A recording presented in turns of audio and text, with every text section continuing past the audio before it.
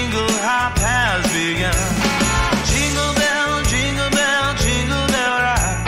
Jingle bells chiming, jingle bell time. Dancing and prancing in Jingle Bell Square. In the frosty air. What a right time, it's the right time to rock the night away. Jingle bell time, it's a swell time to go riding in a one-horse sleigh. Giddy up, jingle horse, pick up your feet. Jingle around the clock. Mix and a mingle in the jingling beat. That's the jingle bell. That's the jingle bell. That's the jingle bell rock.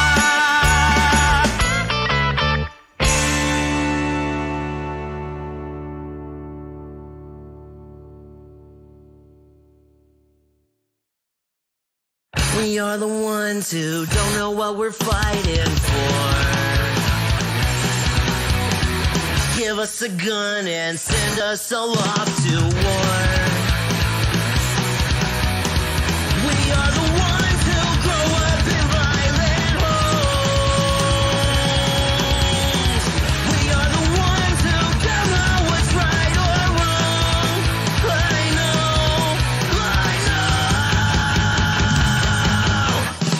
We are the ones. We are the ones. We are the ones who are born into war. We are the ones.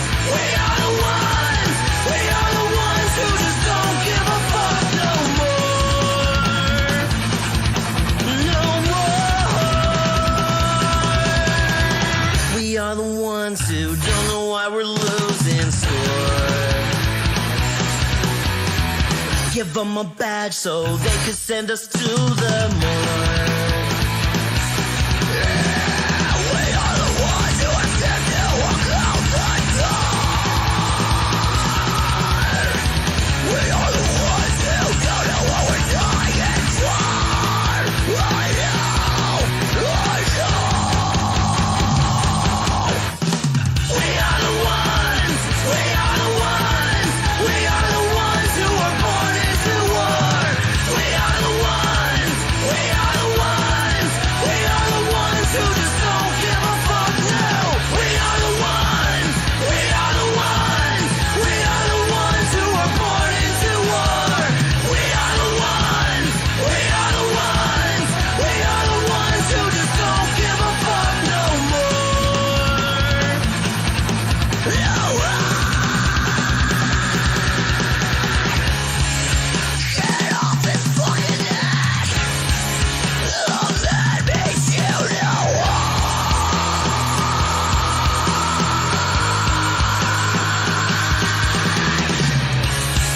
He can't fucking breathe! Love that makes you know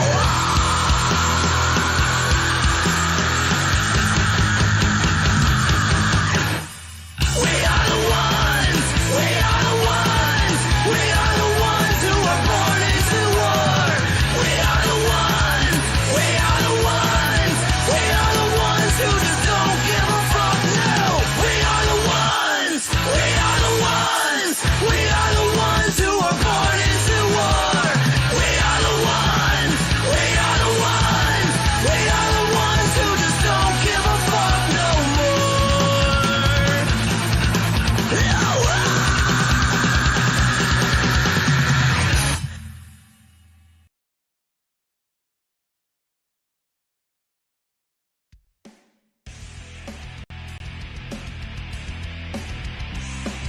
Welcome, ladies and gentlemen, to the latest episode of ImNoBookie, your home for all things combat sports and the place where every armchair quarterback can feel like Eddie Bronco. The views and opinions presented on the ImNoBookie channel belong solely to the person expressing them, no one else. If we say it, that means we meant it. That being said, this show does contain adult themes, adult content, and general shit that you shouldn't be letting your kids intake. Be advised, viewer discretion is recommended. Proceed at your own risk. You've been warned.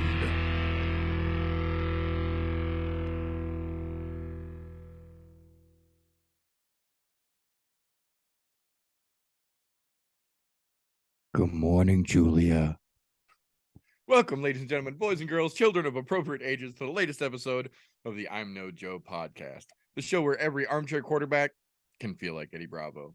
Today, as like most days, I have got a glorious panel here with me to break down, get into the shit talking and shenanigans in all of the world of punchy, kicky goodness, and bring you all the things that are relevant for you to know.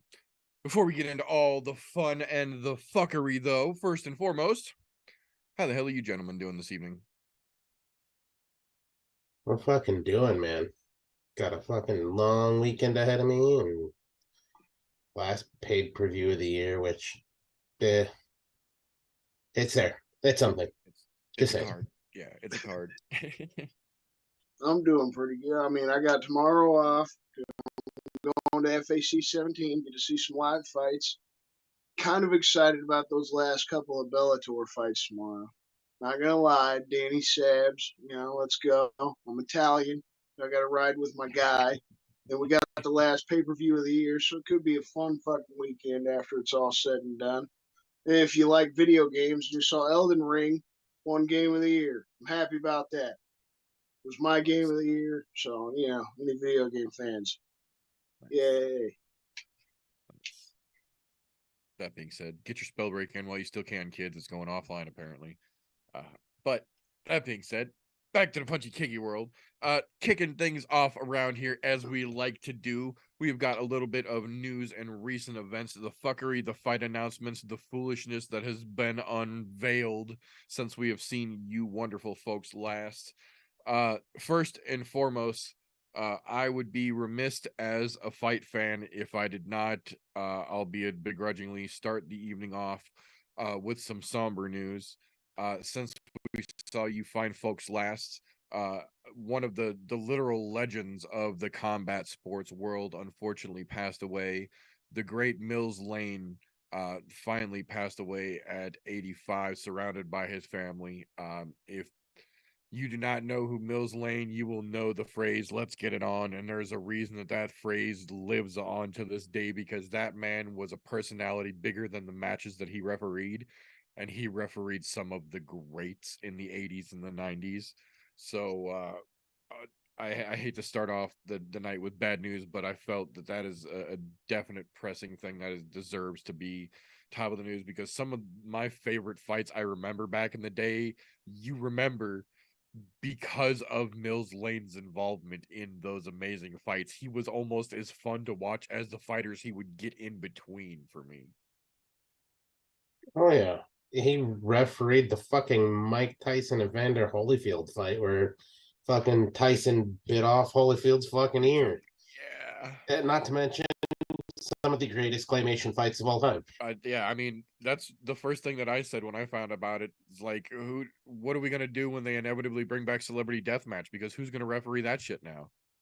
Yeah. Dude, he lived a fucking hell of a life. I mean, he was a fucking attorney at one point, and just becomes one of the biggest names in all of fucking reffing boxing history. Yep. Yeah, and if it wouldn't have been for his stroke, he probably would have done some of the current biggest fight in the boxing era. Unfortunately, he did have a stroke in 2002 that pretty much completely sidelined him and almost completely immobilized him. But that man is as big of a part in combat sports, in my opinion, as any single fighter that you could name. That dude was one of the few referees that stands out as much as any fighter does, in my opinion. So, oh yeah.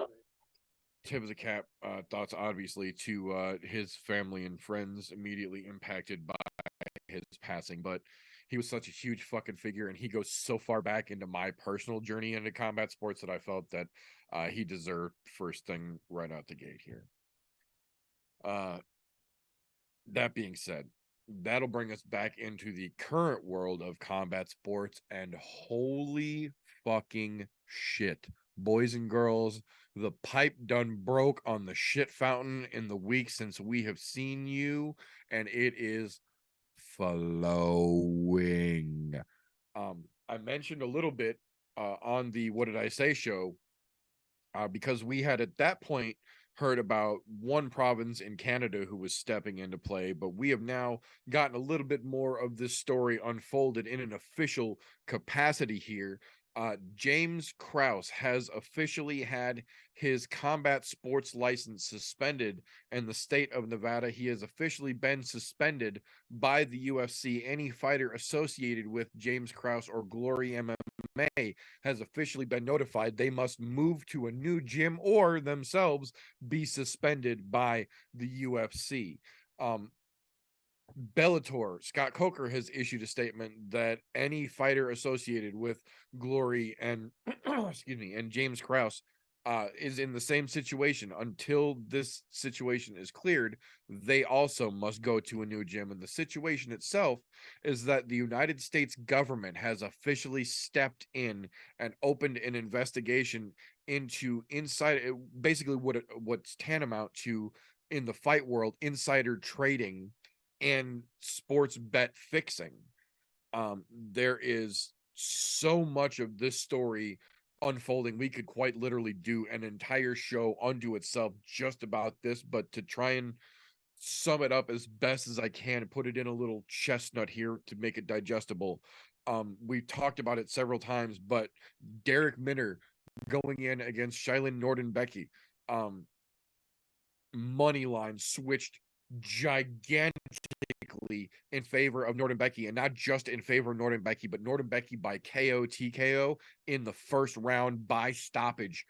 Huge money, significantly enough to literally double plus the current odds standing within 24 hours of the fight taking place.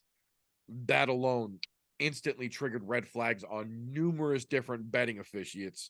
And started getting people's attention. But then the fight itself happens, and Derek Minner seems like he's okay. Everything seems like normal. The fight starts. Derek Minner comes out, throws one full force kick, which is definitely not characteristically his style, at Nordin-Becky, which gets checked, and you could see when he lands off that kick getting checked, there's a situation here, and he regains his composure, throws another kick, to which he falls from the kick getting checked. His leg is clearly fucking compromised. Nordin-Becky, not knowing what the fuck is going on, jumps on, takes advantage of it. Quick, pow, pow, pow. The fight gets fucking stopped. Come to find out, there may have been some knowledge of this potential situation with Minner's knee leading to the fight, and it may have gotten leaked, I say in air quotes for those of you listening, to someone who may have told someone who inevitably, I think the last call I saw, they estimated about $175,000 worth of direct Vegas betting money got brought in within that last 24 hours of the fight, which helped sway those odds so big. Like, there was serious, legitimate money. They don't change odds that big, that short of amount of time for 4 or 5 of your buddies making a $10 fucking bet. So the red flags of the actual betting officiates, and then the actual way the fight ends itself, we now have official government intervention, and they are stepping in to investigate every way they possibly can. James Krause's combat sports license has officially been suspended by the state of Nevada, which is where the vast majority of all of the UFC fights with the Apex take place. So also with T-Mobile Arena, like we'll talk about this weekend.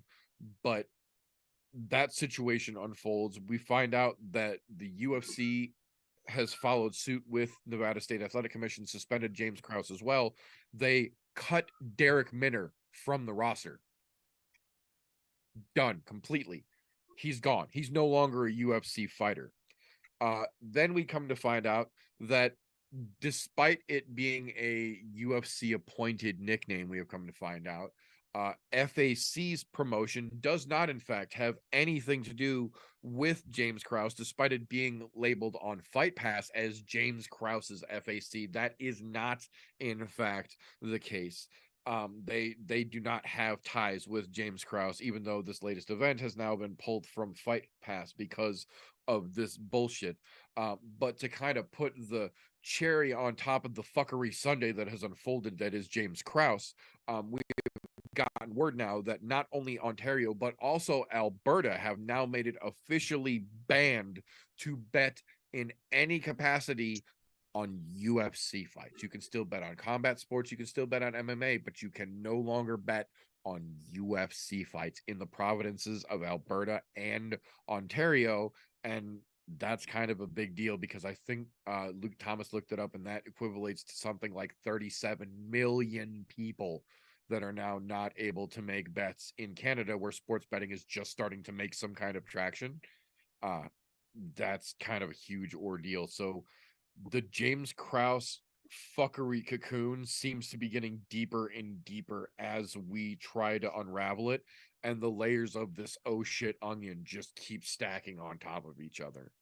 Yeah, it's gonna get worse. They're gonna make a fucking big example out of this guy. Yeah, this is Because, clearly I mean, not the end of it. you're innocent until proven guilty, but from what Yeah. it's seeming like, because of his Discord that he had and everything, you know, just the way that it looks. The optics He are bet bad. against his guy and then told his Discord, and thousands of people along with him jumped on the shit. And that's why there was such a huge swing. It's going to have huge implications for him, like legally.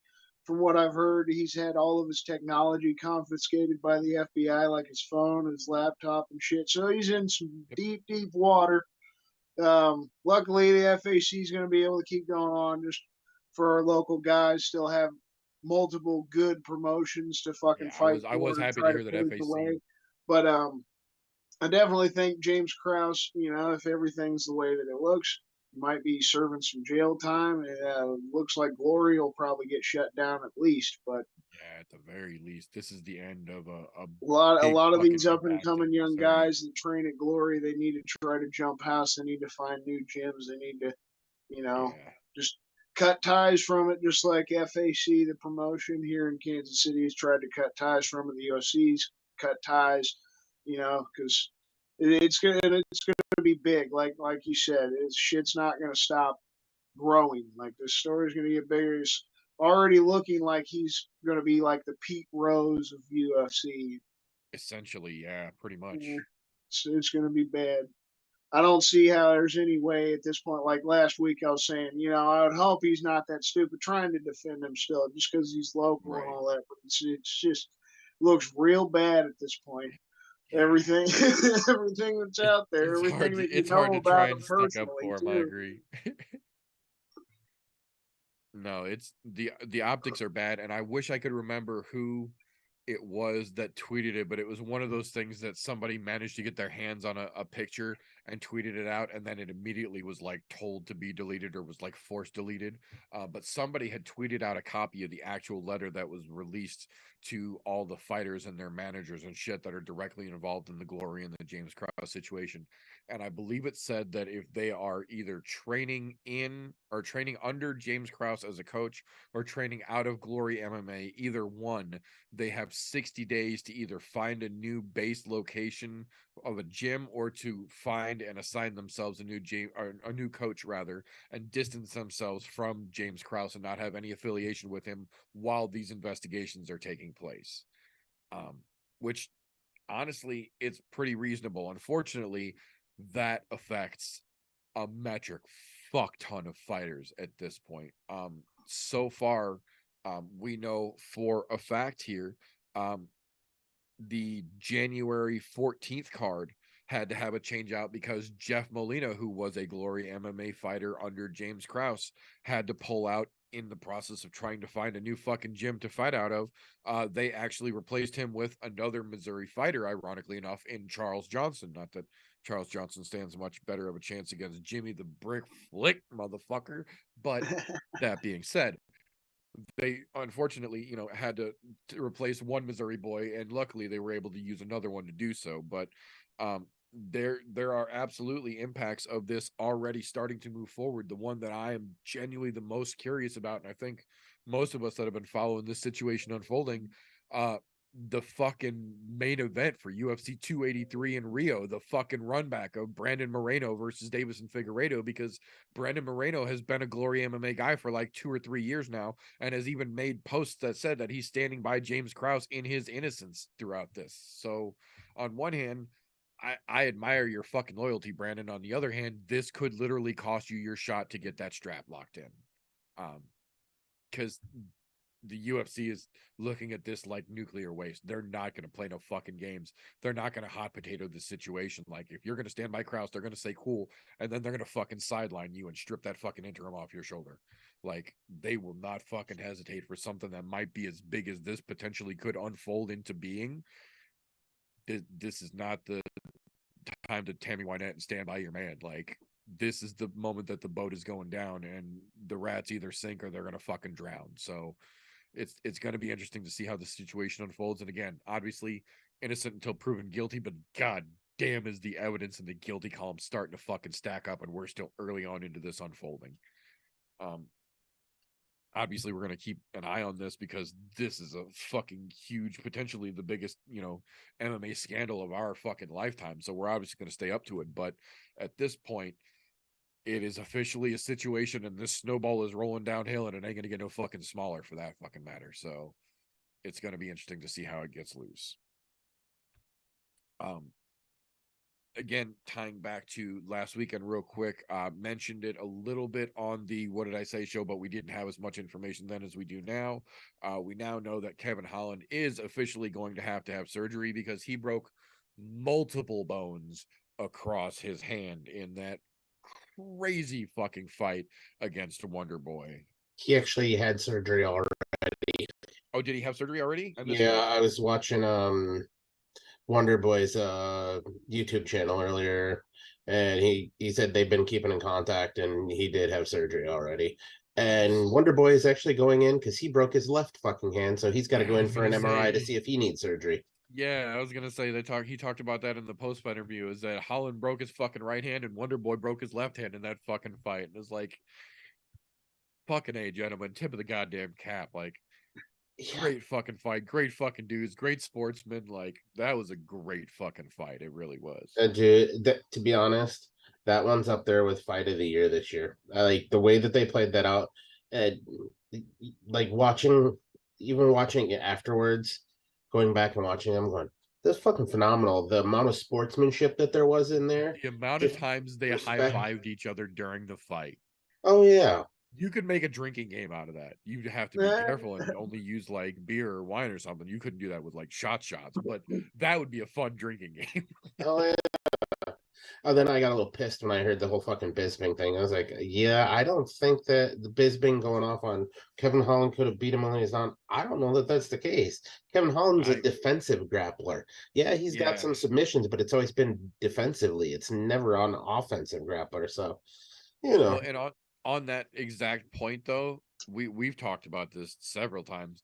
Shit like that is the exact reason that when the fights are on, 99% of the time, I either mute them or I have them down so low that I can only hear it as a mumble in the background, like a white noise machine, so that I'm just watching the fights, because the vast majority of the time, whether it's Bisping or DC, they're either spouting facts out their ass that are completely fucking wrong, or they're confusing things that are genuinely relevant in the situation that's going to get me madder than what's happening in the fight that I'm no longer paying attention to because of their dumb bullshit. So I nixed that out of the equation. I'll turn the volume back up like when they're reading scorecards, but honestly, it doesn't matter at this point to me, whether it's Rogan, whether it's Bisping, whether it's DC, whether it's fucking Paul Felder.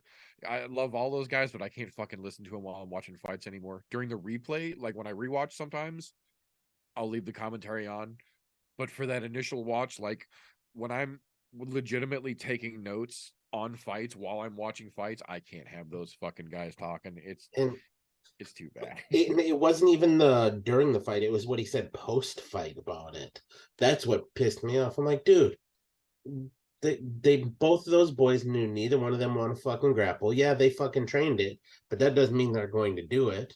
There's a reason why Holland popped right back up, and even you heard in the post-fight, fucking, he looked at fucking Kevin Holland and goes, "Hey man, what are you doing? Why are you trying to take me down? I thought we had an agreement. I got to do what I got to do." Yep. Yeah, once we're on forehead, things change a little bit. Exactly. I was like, it's not that he wasn't going to grapple; they just didn't want to. So don't say exactly. That was the key word. I'm more if it's because Bisping didn't think that he could have taken all those fucking head kicks and still made it through, because that was a lot of fucking head kicks that were thrown in that Dude, fight. yeah, if nothing else, we learned last weekend that Kevin Holland has a fucking skull made of granite, and he And can the take straight way more left shots that than he I think anybody originally gave him credit for. Yeah, because Dude. he had a lot of hard lefts, which ended up with the broken hand from Wonder Boy, and Right. the fucking amount of spinning heel kicks. At one point, Wonder Boy landed a fucking flying double kick. And the second kick, the first kick landed right in Holland's ribcage. And as he went to deflect it, he brought the second kick up like a fucking Mortal Kombat move. And the second kick landed right in Holland's head, and he wobbled back off the fence. And then they, go figure, high-fived in the middle of the fucking cage. I was like, you can't script this shit. No, because God knows that shit ain't gonna happen in a movie. Yeah, no, like you can't write a script that fucking good when you put those two in there. That was great fucking matchmaking, in my opinion. It really fucking was.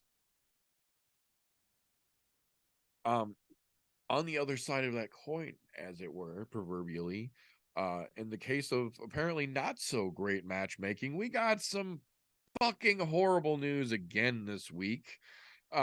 Dude cannot catch a goddamn break.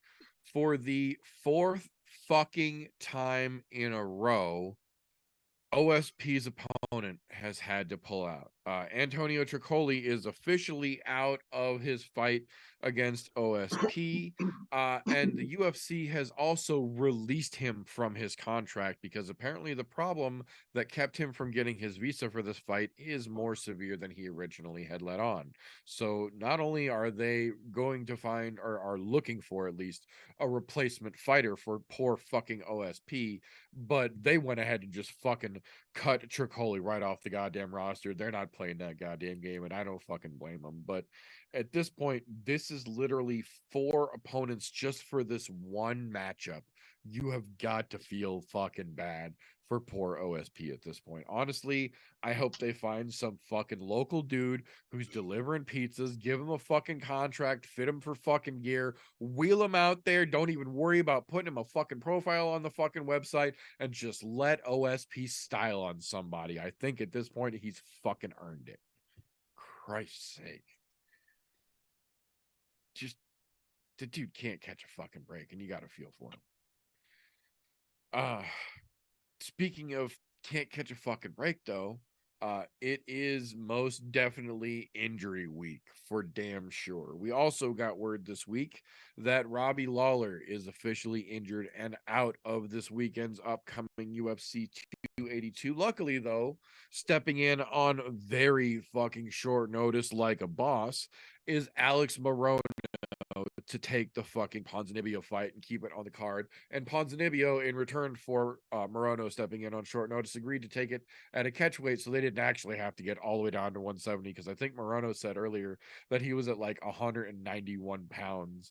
And he's like, I can get close, but actually making 170 on this short of a notice would physically wring me out like a fucking sponge. Like, you know, I get that. I get that. And props to fucking Pons for being a good fucking dude and willing to fucking concede and meet somewhere in the middle to keep the fight happening on the card. So I'm very curious how that one's going to play out. That being said, in terms of next week's UFC's final fight night of the year, we got word yesterday that Albert Duraev is officially out under quote unquote undisclosed circumstances. I say in air quotes for those of you listening. But again, in this situation, luckily for us, Cody Brundage was around and willing to step in on, I think they're calling it 9 days notice officially, and take on Michael Alexejek. I actually kind of think that the Brundage matchup might be stylistically a little bit better of a matchup, a little bit more interesting of a matchup, but I know that Duraev was really stoked on that fucking matchup because he wanted that fucking European heat to flare up. So unfortunately, that's not happening. Luckily, Brundage was willing to step up on short notice and take that fucking fight. So good on Cody for that. We'll see how it actually plays out next weekend, though. Turning back around on the other side of that, though, for the first card of next year, we have got, we talked about earlier, the Jeff Molina being out, Charles Johnson in against Jimmy the Brick Flick. We also got an interesting announcement here in Abdul Razak Al Hassan getting back in there, taking on newbie Claudio Ribeiro. That's going to be an interesting matchup. Al Hassan has on the sidelines for a hot fucking minute. Apparently had some pretty fucking decent injuries, and then rehab was a little bit tough. So nice to see him get back in there. He did some dirty work for us fans a while back. So after he got his name cleared, of course. So there's no reason to root against him. I'm happy to see him getting back at it. Hope he has a good fight coming up. We'll see how that goes, though. First UFC pay-per-view of 2023 down there in Rio, January 21st, got another interesting an interesting fight added to it. Brazilian star Luan Lacerda stepping in against Cody Stamann, added to that pay-per-view card on the prelim portion, but still another Brazilian fighting at home in Brazil on that Rio 283 card. That'll be fun to watch. Then we got an interesting pair here of soup can series folks making their way through the UFC, trying to do the goddamn thing. The first one, Courtney Casey versus Jasmine Jasudavicius, I think is how they say that, taking place on February 25th. Very curious to see how that one plays out. And then the other one, March 11th on the UFC side of things, Abu Azaitar taking on Cedric Dumas, who's coming in off of the Contender Series as well. So the kids on the series are starting to make their way into the actual big leagues, and I'm going to be very curious to see how both of those fights how they play out, and how the youngsters make their way into the big time spotlight here. Oh, man. Not the birthday present I was hoping for, but I'll take it because I know they're going to do something interesting with it. The UFC officially confirmed that 286 will take place March 18th in none other than jolly old London. They are going back across the pond. I have no doubt they're going to put together another ridiculous card and give me a great excuse to get shit can hammered on my birthday weekend. So very eager to see what all they throw that way between now and then. Worth it. I hope so, because they don't like going back to London with nothing when they know how big they can make it now. Moving a little bit later into next year, though, we got a very interesting announcement, in my opinion, here. One FC making its United States soil debut officially May 5th, taking place in Broomfield, Colorado, headlined by none other than Demetrius Mighty Mouse Johnson versus Andre Moraes 3. They're doing the damn thing again, and I don't think anybody that saw either one of the first two is mad that they're going to run that one back. Both of those first two fights are fucking spectacular, and to be honest, they're in need of the head of a piece. They've got to do the rubber match at this point, because somebody's brain cell is holding together much better than the others, and we can't have that in the world of combat sports. Somebody's got to catch one. So I'm very curious. This seems to be one of the closest rivalries that DJ has ever fucking had, and I'm definitely here for the fucking trilogy for damn sure. I will say, of all the places they could have gone, Broomfield, Colorado might be 43rd on the list of places I would have ever assumed the ONE FC was going to make their U.S. soil debut. Not that there's anything wrong with Broomfield, Colorado. I don't need no fucking nasty messages, but I'm just saying, that's not what you think of when you think of combat sports. Traditionally not United States soil debut for combat sports. I thought it'd be something like Denver. I figured it would be somewhere like fucking MSG or like Raider Stadium or something. They do a lot of big.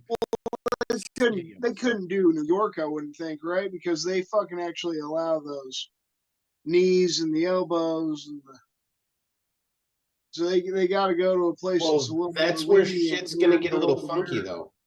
because it's the United States has to follow what's in the United States if they have a show here. So they won't have knees to downed opponents in the States because they have to follow the rule set that's here. Yeah. Whereas, yes, they have that in certain Asian countries and that portion of the world that we don't have in the States because ours, oh my God, this 12-6 elbow is so fucking devastating. No, Right. it's not. This one from the side is more fucking devastating than a 12-6. I don't give a fuck what anybody says. And oh my God, he kneed his head while he was down. It's no different than grabbing the back of him with a fucking tie plum and doing the same shit. Stop your nonsense. That's all I'm saying. But yeah, no, they'll be without knees. But still glad to see them come to the States. It's nice to have another great fucking organization here.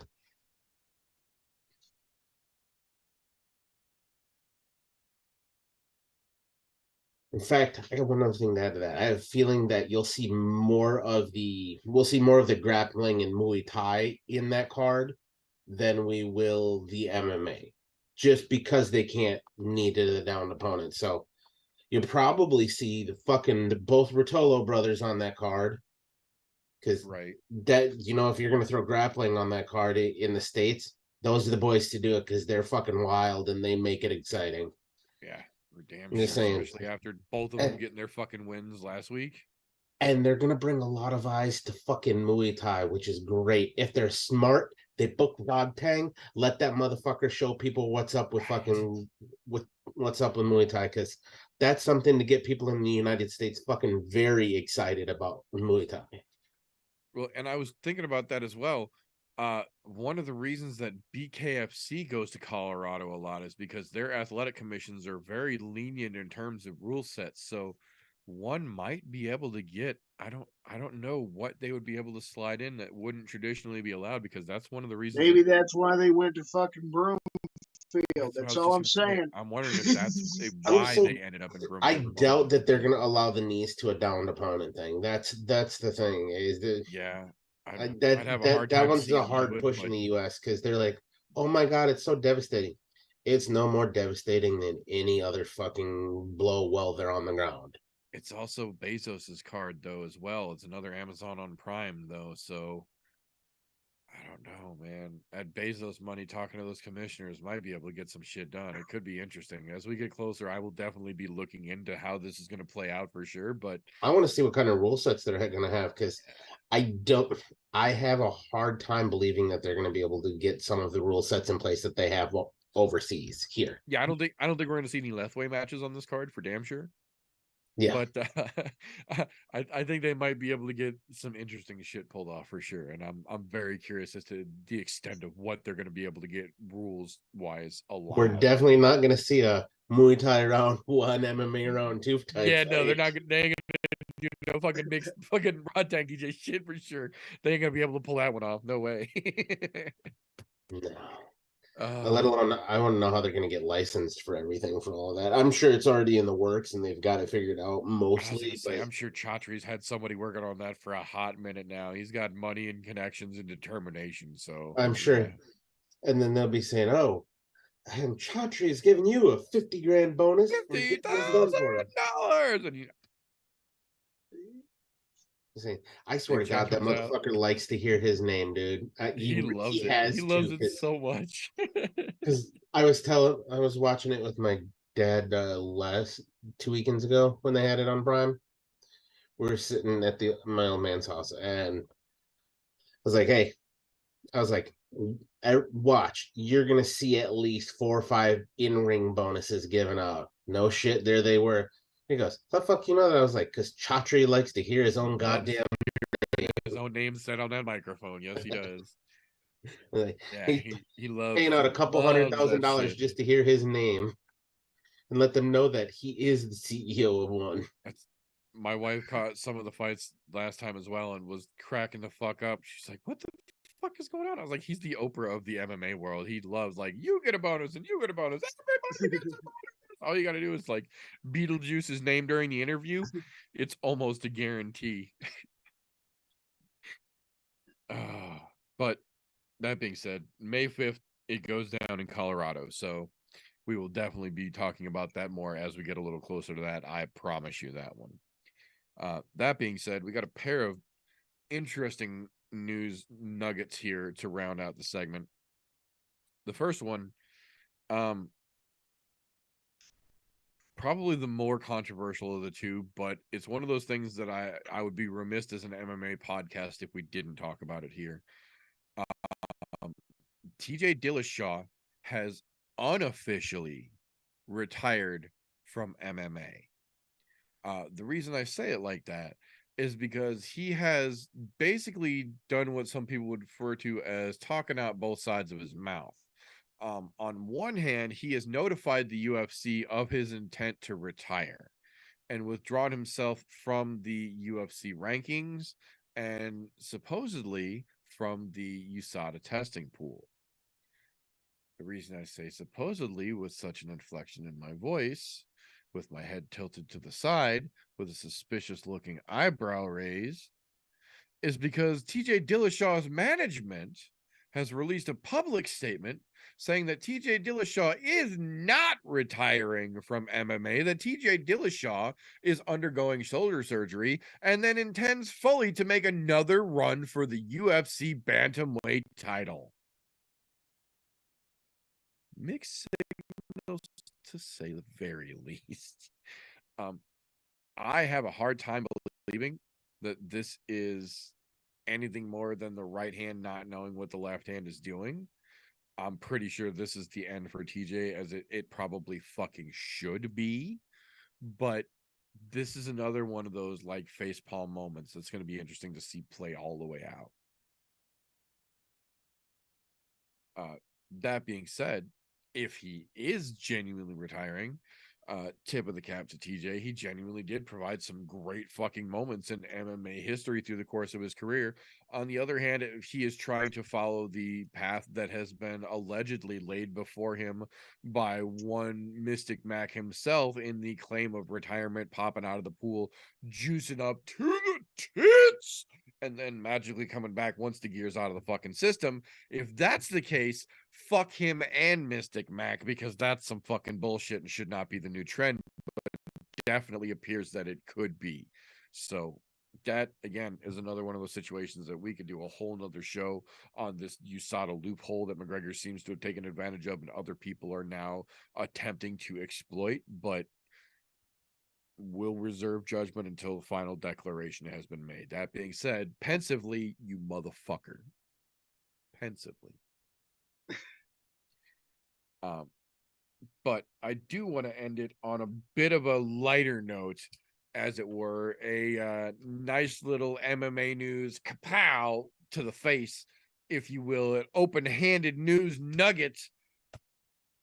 If you've been following the news this week, you're not surprised, motherfucker. Nate Diaz himself was officially given the key to the city in Stockton this week, and I could not think of a more lighthearted and ironic piece of news nugget to end our segment with here. The dude who is as known for literally slapping grown men with his face as he is for anything else got the key to the city.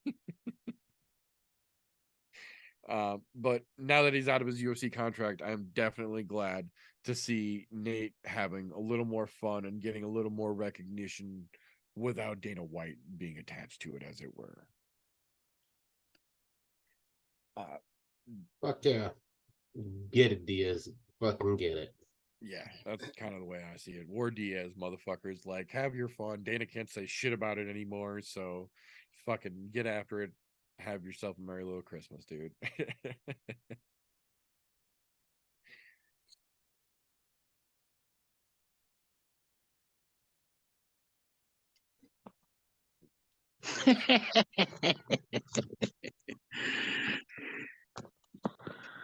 Let's talk about what should be the biggest match in 2023 against TJ, Mr. Golf T, versus the clown punching, SWAT sweating, masked fancy, People's champion, the clown puncher. Yours truly. So I challenge TJ. First show of 2023 in the pit. What's your answer, my good sir? Come on, sunshine. I've wiped the sweat off of floors with fucking pussies bigger than you. It's hairy too. Just like back in the 70s. That's right. Let's see. I got you. I got you, sunshine. You ready? I'm ready. I'm ready. Any fucking time. Nice. You heard it here, boys and girls. All right, you heard it here first, folks. That means the first in the first pit will be, we're coming back, it's January 14th, so that will be January 12th. Thursday, January 12th. Well, we officially have our first pit matchup of 2023. That's good because that gives you like 5 fucking weeks of prep time. So don't fuck it up. I prep 45 seconds before every battle.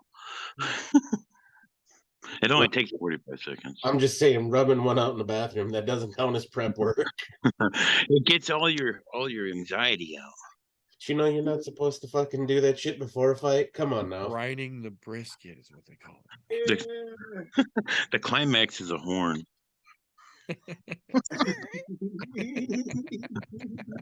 Oh, fuck. Hope you got somebody to clean your mess up. So I'm not cleaning your shit up. I'm done wiping the floor with you. See you then. Oh, fucking shit. Oh, shit. Well, you heard it here, folks, live and in person. First pit matchup of 2023 will be January 12th, the Clown Puncher versus Golf Tee. We've got our first match locked in live. As if it was, easy enough to just top that fucking note. Do either one of you gentlemen have any other piece of news that I might have missed in this week's overflow? No, but you're going to want to follow that story because somebody's going to need to have a fucking mop and a bucket ready to clean up the mess that I'm about to make with him. For that wet clown puncher. Oh, yeah, It's all right, though. I'm not going to talk trash because he's not here to defend himself. So we're gonna let it lie until then. But no, on the fucking 12th of January, I'm going to talk all the shit. All the goddamn shit. Little good piece of news. Fucking Dustin Poirier got out of the hospital with the staph infection. So he's looking like he's doing better. And then Brian Battle's fighting next weekend. I saw that. So we'll see how he does. I can't pronounce the dude's name for shit. Renat Fakhretdinov or some shit. Yeah, good luck fucking pronouncing that Russian fuckery.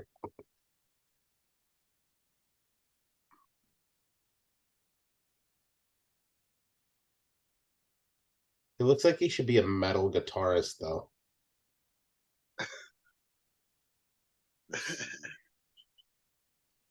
Just saying. Like in an Amish band, because he's got the Amish beard thing going on. It's like from here down.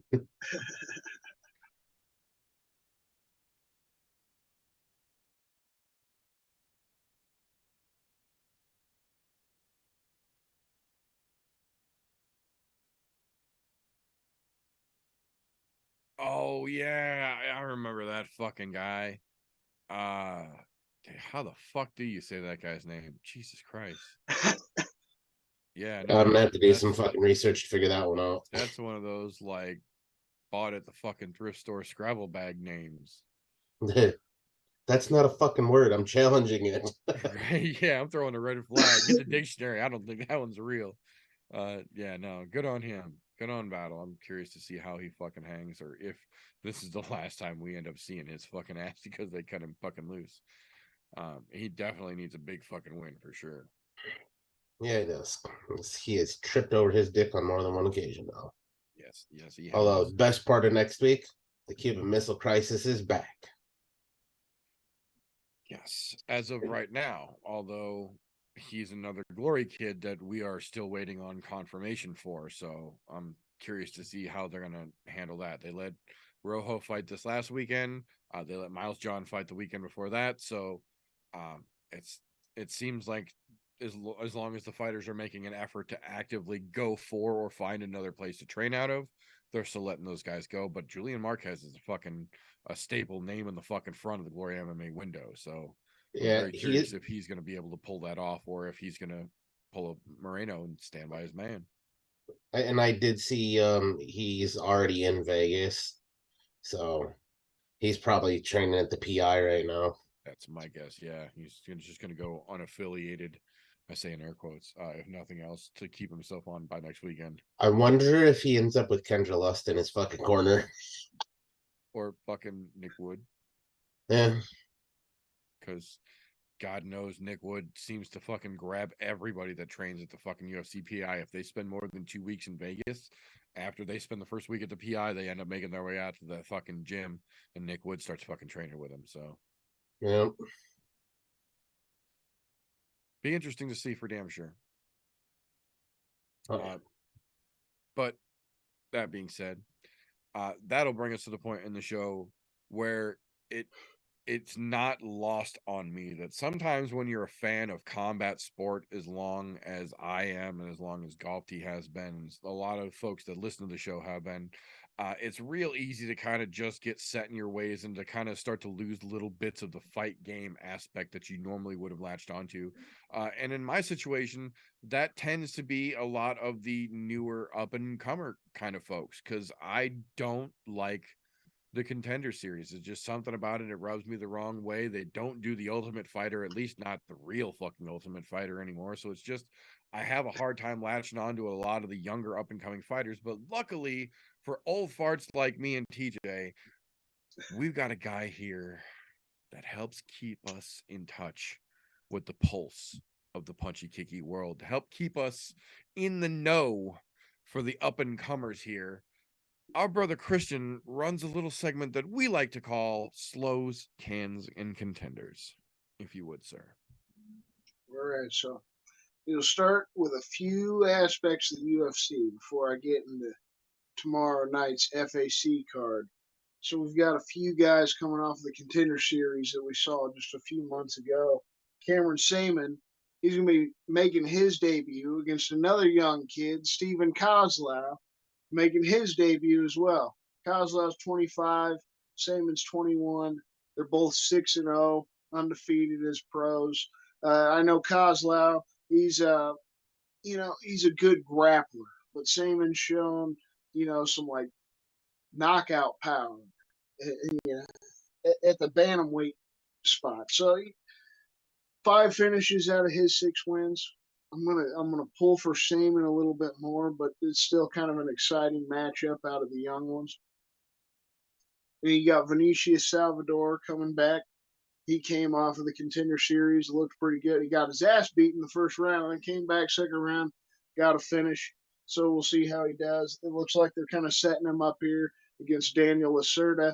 Lacerda's 0-3 in the UFC, so it's kind of handing him a good one. Yeah, And then you got T.J. Brown, the guy that's trained out in Glory, but it seems like they're letting him keep going this week because he's bounced around himself. He's going against Eric Silva. So Eric Silva, kind of middle aged, but he's got decent ground and pound. So if he gets us to the ground, he'll probably just beat the shit out of TJ. But we'll see how that goes. You got those few guys, 2 of them really young, and Vinicius Salvador and Cameron Saman. And then you got Steven Kozlov, young guy making his debut. Eric Silva is an old guy making his debut, so you might see him be more of the can side of things here. Might see the local guy get her done, even though TJ Brown's not much of anything special himself. But obviously, we'll move on. Like we talked about earlier, James Krause, he's been barred from this FAC 17 event. They've cut complete ties with him. Co-founder came out, said that he's never had anything to do with the matchmaking, the promoting of the events. The UFC literally just connected those two ties because it was easier for the UFC to promote it through their Fight Pass. So like, oh, James Krause used to be our fighter, so this is James Krause's FAC. Tried to create some bullshit story that he somehow bought it over or something when they changed it from Kansas City Fighting Alliance to, the Fighting Alliance Championship. So James Krause doesn't actually have anything to do with it. He's just the Honor Glory, just a coach of a lot of guys that are local. It'll be fighting on this card. Now, that's the bigger thing, right? Like we've been talking about. A lot of these guys that I'm going to mention that'll be on tomorrow night's card probably need to find different places to train. A lot of them have serious potential. The guy in the main event that I'm going to talk about too, especially, he's 5-0 as a pro. He's got good potential, and if he keeps training Glory, he's not going to be able to go to the UFC. That may not be in a lot of their futures. Nowadays, you got the PFL. They're throwing big money out there. You got Bellator. They're doing their own Grand Prix and shit. Maybe a lot of guys that are up and comers don't even care about the UFC at this point. They're going to stick by James Krause until this shakes out. But, I feel like they should cut and run. We've definitely got quite a few exciting fights. Let's start with the couple of amateur bouts that we've got that I want to talk about. There's quite a few fights on the card I'm not talking about, but we'll start out with Anthony Dale. We saw him back in October when me and Vincent went to the October 7th card. He was 1-0 coming in as a pro. He had his second pro fight. He definitely came out dominated, had a first-round finish, looked fantastic. He's looking to do it again, going 3-0, right? He's fighting a guy that's coming in 3-0 himself. They're two young guys. Anthony Dale is 21, and the guy he's facing, Jordan Krifka, he's 20 years old. The guy's facing 3-0, three finishes, all three finishes. So this will be an exciting amateur fight towards the start of the card. We got Austin Spangler, another guy we saw in October, coming in at 6-0. He won a split decision. This is one of those situations where judges don't always know what the hell they're doing. When me and Vincent were live at the fights, it looked like he was a damn better grappler. He just, it was hard for him to find a finish. It was one of those more boring fights, but he definitely dominated the fight. They gave him a split decision, but Austin Spangler looked good. He's fighting what's ranked as the best amateur lightweight in Kansas and Missouri, and the second best in the Midwest. Ray Hayes coming in at 8-0. Ray Hayes is 21 years old, and Spangler's 20 years old. So these are like two of the best lightweight amateur prospects in Missouri and Kansas. So this, to me, is the most exciting match that I'm looking forward to when we're going to these fights tomorrow, because whether they're amateurs or not, both these guys are undefeated, and they are fantastic prospects. So they keep that shit rolling. You could imagine what we see later on. Apparently, there's a lot of beef between them. They're both local guys. They're both shooting for their dreams. Ray Hayes is touted as like the best guy. So, there's some heat between the two of them. I feel like that makes it all the better. We got moving into the pro bouts. We got Darren Carlos versus Brian McDonnell. Carlos has fought for Bellator before, kind of a back and forth guy. McDowell, same, kind of a back and forth guy, but he just fought last month. So he's coming off of a win, coming off of a short notice situation. So we'll see how that goes. It's a welterweight bout. You got 7-1 Mikey England, another welterweight bout facing Josh Tully. I feel like this is going to be exciting. Mikey England's won his past three all by finish. So you can definitely see another finish coming from Mikey England in this one. Then the one ladies fight that I threw down on here, I like it just because of the fact that I always liked Gina Mazzani, ex-UFC fighter. She was never that good in the UFC, but I always she's kind of a weird shit, somewhat tough. You could say exciting. There's 2-6 when she was in the UFC. She's 4-7 in her past 11 fights. She's never been a very good fighter, but she's coming in local. So we got an old UFC fighter facing a 3-2 Elizabeth Schroeder. So the FAC is trying to give one of their girls an ex-UFC fighter, try to really, rank her up a little bit, or, make her look nice. She's won her past 2 fights by first round finish. So Schroeder's looking to get. Elliott? You say what? Didn't she marry Tim Elliott? Who? Gina Mazzani. I have no idea. Possibly. I don't know. I don't want to get those facts wrong. I have no idea. But I just know, yeah, she's been in the UFC. I've seen her fight before. Even though she kind of sucked, she was always fun to watch because she's weird. Similar to like Roxy, like Roxy and Modafferi. It's always one of those personalities that I kind of liked, even though she wasn't a very good fighter. Because she just fought back in April. And she was still with the UFC. She fought back in April, but she lost. And she was on a bad losing streak, so they cut her. So it's just cool that she's on this local card. We'll get to see her live. I don't necessarily think she'll win. This Schroeder, like I said, the Schroeder girl's fucking 2-fight finish streak in the first round should probably just beat the hell out of Mazzani. But I was half right. Tim Elliott proposed to her July 28th of 2020 that they both shared on their Instagram, but they have not officially gotten married yet. So they are engaged. I was half right. They're engaged. They're not married yet, though. But I knew there was something there. These That's good shit. But yeah, I just love the good gimmicky aspect of Gina Mazzani being on this card. We'll see how it goes. I'd like to see her get a win. She's going down in competition a little bit. Even if Schroeder's had her last couple fights in and finish, you're not facing the same kind of competition she was facing in the UFC. Let's just be honest. Even if Mazzani lost most of her fights, she's fought some fucking serious girls out there in the UFC. A lot of her fights were against some of the best chicks that are still in the fucking UFC right now. So, and then we got the main event. This is the big one that I was talking about. Gage Young, man. G Money is his nickname. Coming in at 5-0, a huge fucking prospect. Coming in at 22 years old. He has finished his past 3 fights by first round knockout. And then this kid is facing Bobby Lee. Kind of a can, but he's also young. The guy's 26 and he's already had 19 pro fights. He's 12-7. So he's not the greatest, but he's got a lot of experience. So I feel like this is a good fight for Gage to keep building. But that's the thing. Gage works out there at Glory. It's one of those situations. You got a huge chance. You're about to be 6-0 as a pro. If you go out there and get another great finish, you're the main event of this fucking card. You got to get yourself distance from James Krause. At least for the time being, yeah.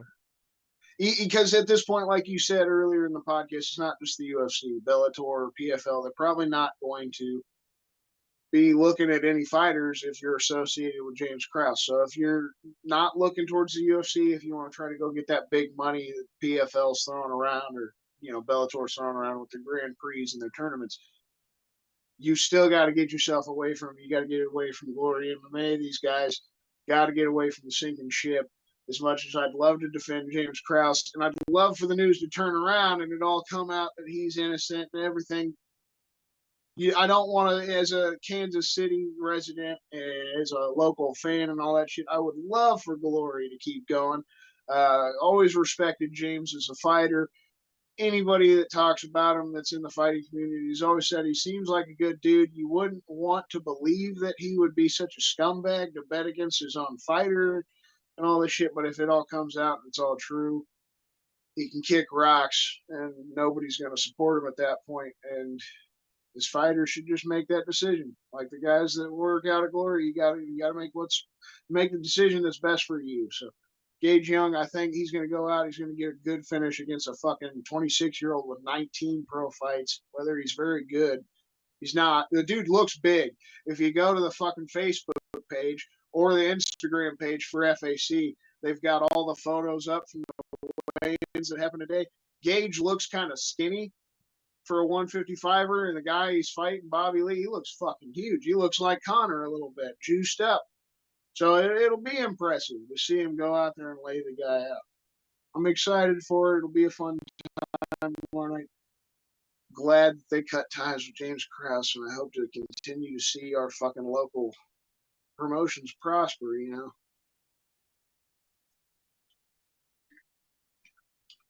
No matter where this betting scandal or not, we want to continue to see Kansas City and Missouri and shit grow in the MMA community and world.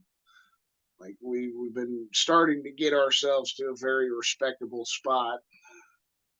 James Krause helped build that up, and it's just a shitty stain, you know? It's literally a shit stain in the underwear. Hopefully we can move past it, though.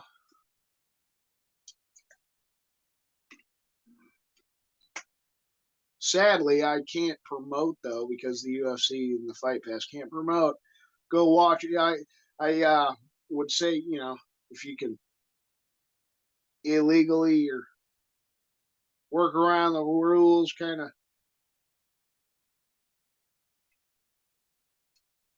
I just I'm Maybe. wondering, are they going to broadcast FAC this week? Because I know that they pull it from Fight Pass. I don't think they're getting picked up by any other sort of streaming Yeah, that's service. what I'm saying. I don't know if they're going to be able to actually broadcast the fights. This might be a literally in-person only event. Yep.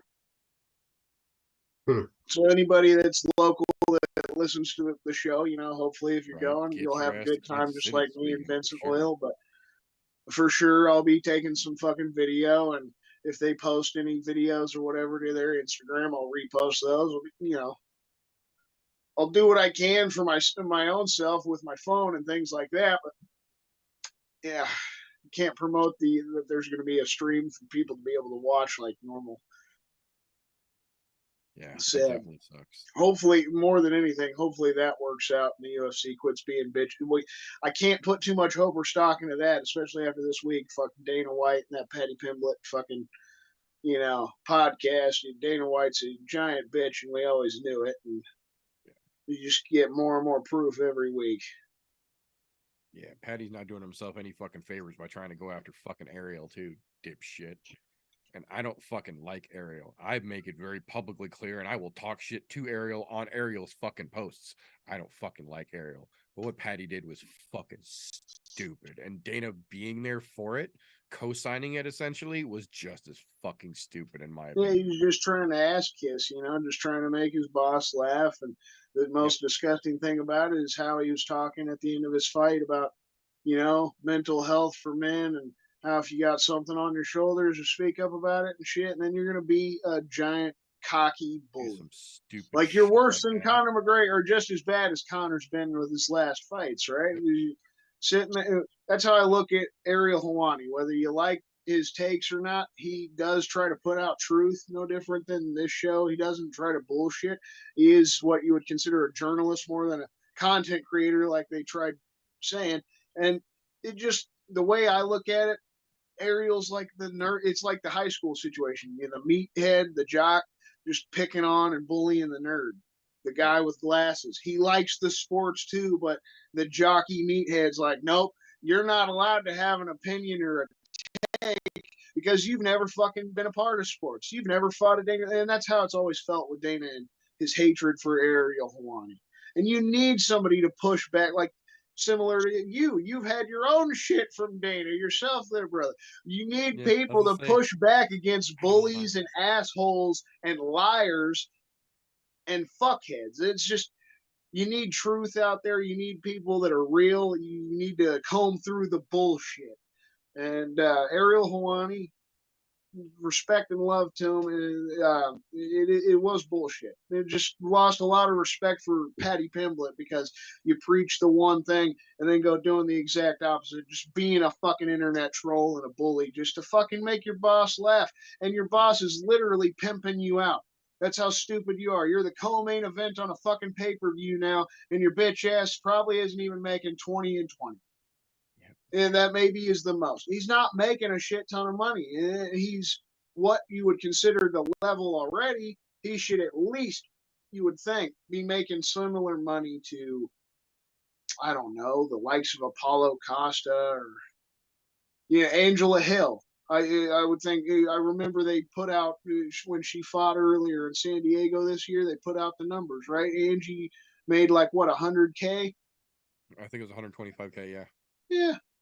And you got Patty Pimblett making as little money as he is, and then he's sitting here sucking his boss's dick, and then talking about Ariel Helwani taking advantage of fighters making money. It's just, and he's the one asking money just to be on a podcast. It was disgusting. All of it's disgusting. As I said, I'm very publicly no fan of Ariel Helwani, and I never really have been. But if it weren't for freaky looking weirdos like myself and Ariel holding Dana's feet to the goddamn fire once in a while, he would get away with an immeasurable amount more bullshit than he already does. And I, for one, am glad to be part of that fucking pot stirring crew that get fucking blood boiling because you call him out on his bullshit. And if it means that I got to stand shoulder to shoulder with Ariel, so fucking be it, because Dana White already gets away with way more than he already should be able to. So fuck him, fuck Patty's douchebag ass, and fuck on.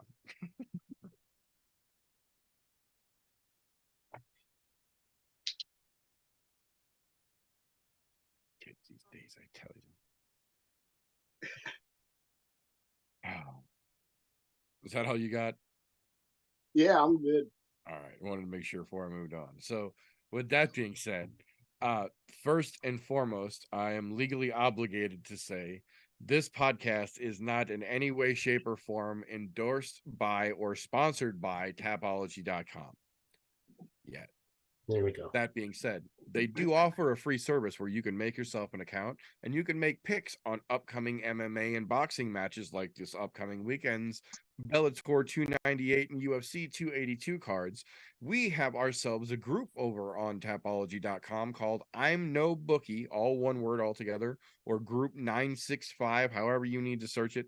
You are more than welcome to come join the group, put your picks in head-to-head with us, and if you would even be so inclined, during every UFC main card, I run a little update stream here on the I'm No Joe YouTube channel with real-time, up to the minute updating slideshows of all of our picks from the group as the fights unfold, so you can watch how these picks unfold as they literally happen.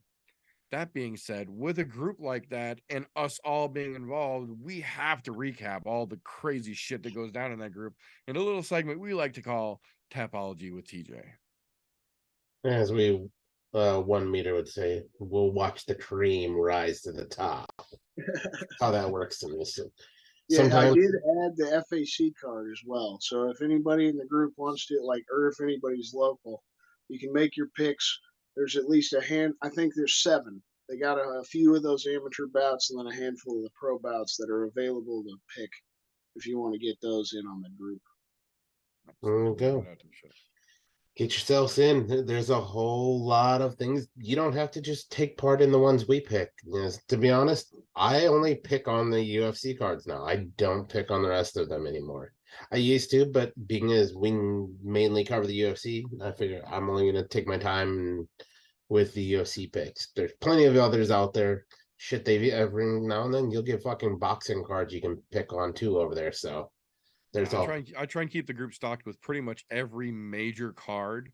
UFC, Bellator, PFL, 1FC, LFA, CFC, FFA, Shamrocks in there. We get the vast majority of the bigger boxing cards, the bigger Muay Thai cards. I try and get the karate combat cards if they're available. I try and get everything that's fun, punchy, kicky wise in that group. You can pick what you want, as many or as few as you want. So try and keep the options out there for everybody to have a good time with it. That's right. So we're going to start with, as we always do, we're going to go and do the recap from last week, which would have been the Wonder Boy and fucking Kevin Holland card, which, to be honest, the card itself was absolutely fucking fantastic. So if you haven't seen that, feel free to go back and watch it. It is well worth your time. Now, I hate to toot my own horn, but not really. Back-to-back weeks running the top of the fucking game over here in Tapology. Top spot, this guy, POB award, pat on the back. Attaboy, 665. And coming just a shy bit behind me there would be one Mr. Luke coming in at 605. It's crazy here between me and Lucas. Both 10 picks correct.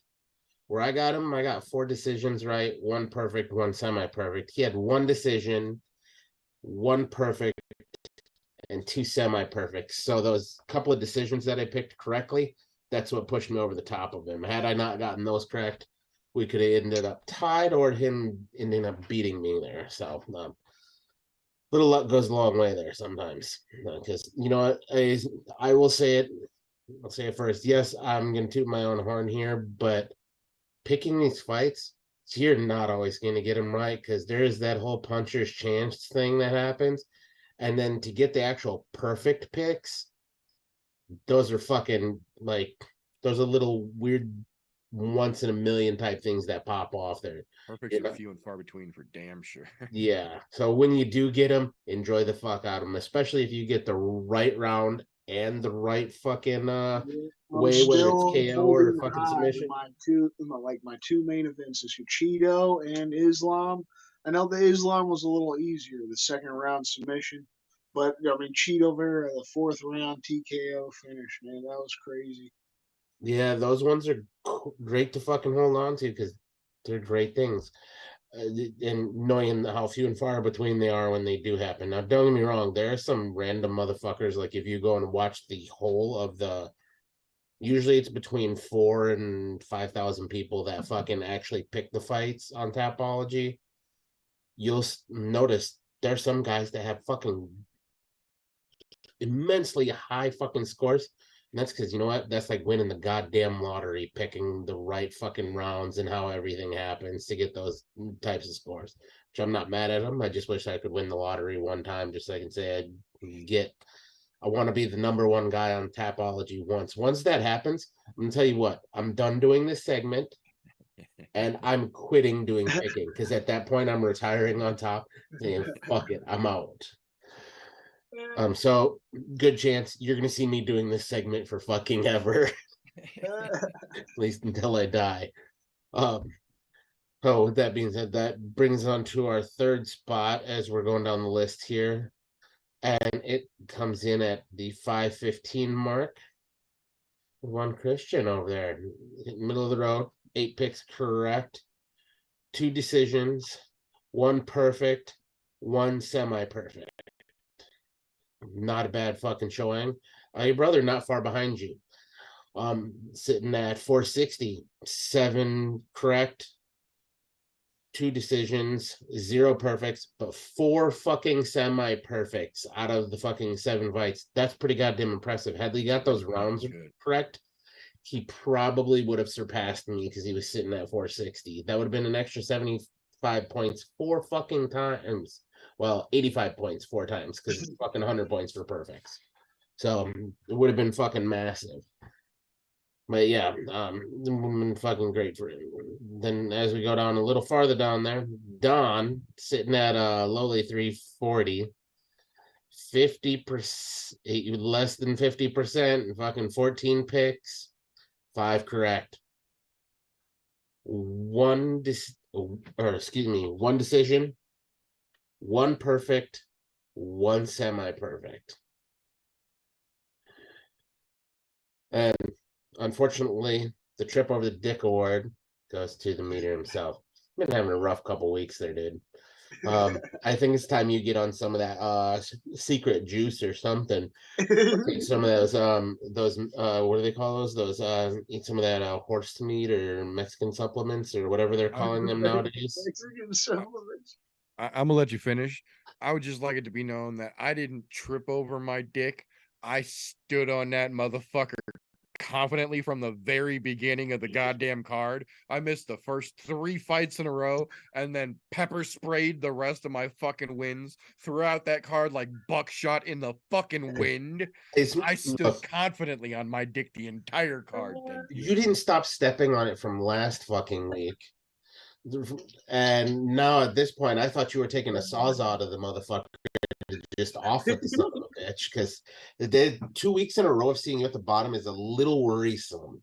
And it's not like it was a little fuckery. It was a lot of fuckery there.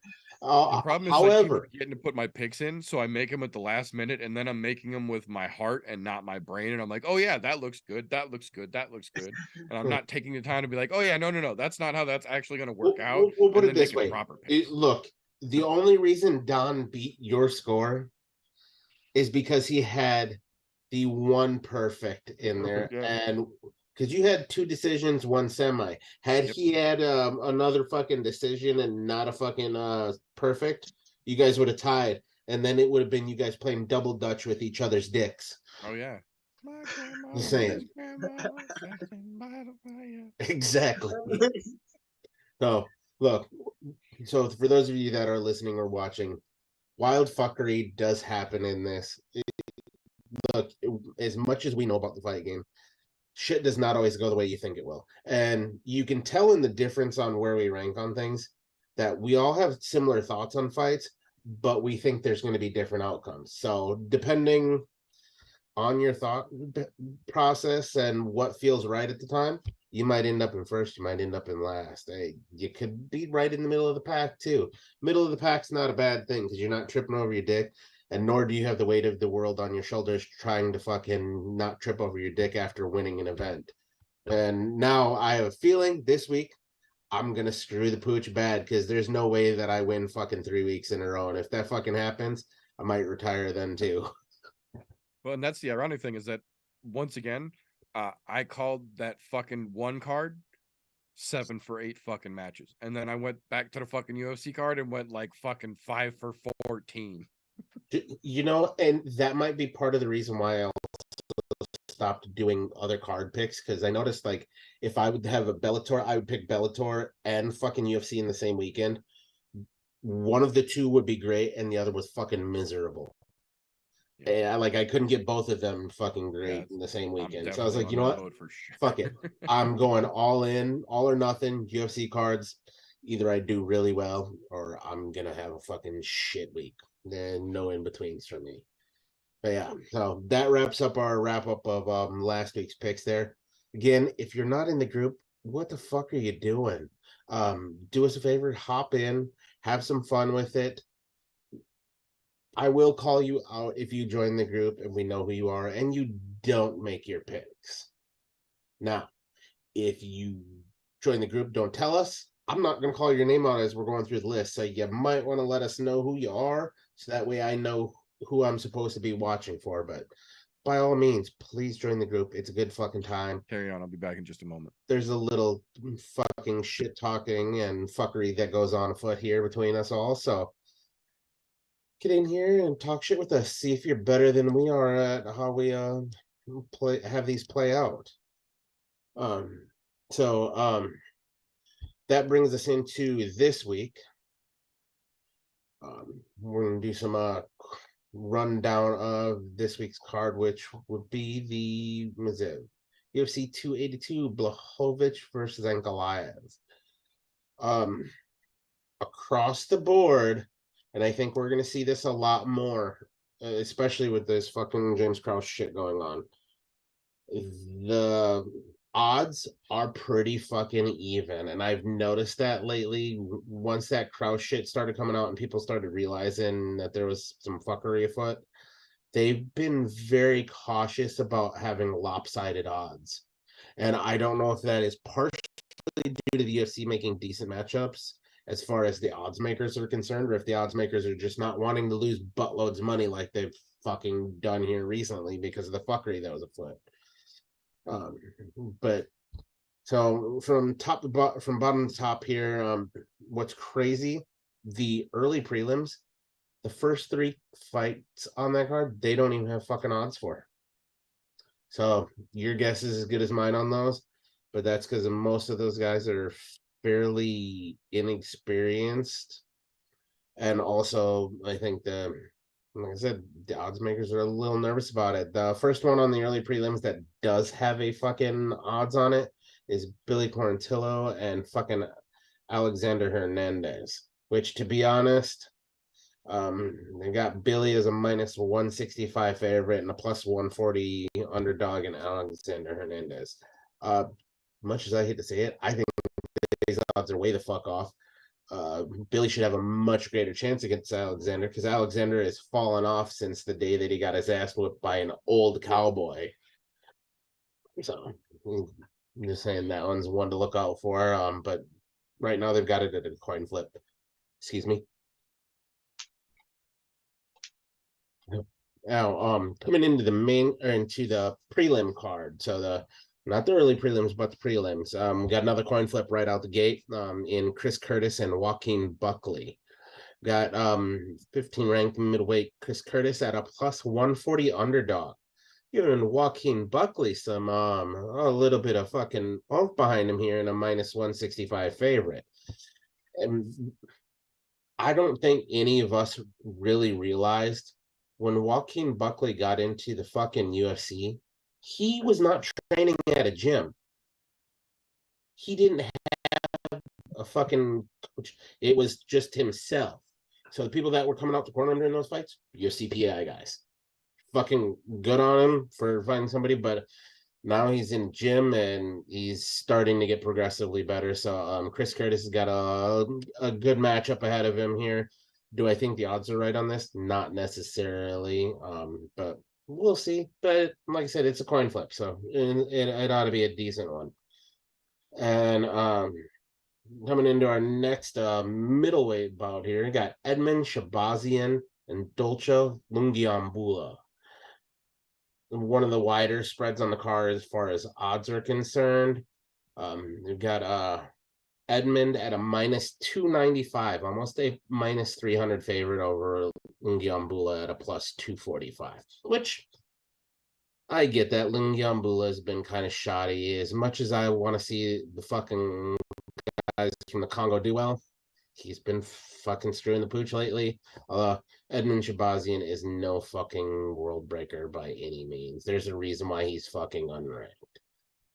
He had a good hype train for a minute and then quickly derailed once they realized he really wasn't that great. Although still one of the wider odd spreads on the card, so that is one to take note of.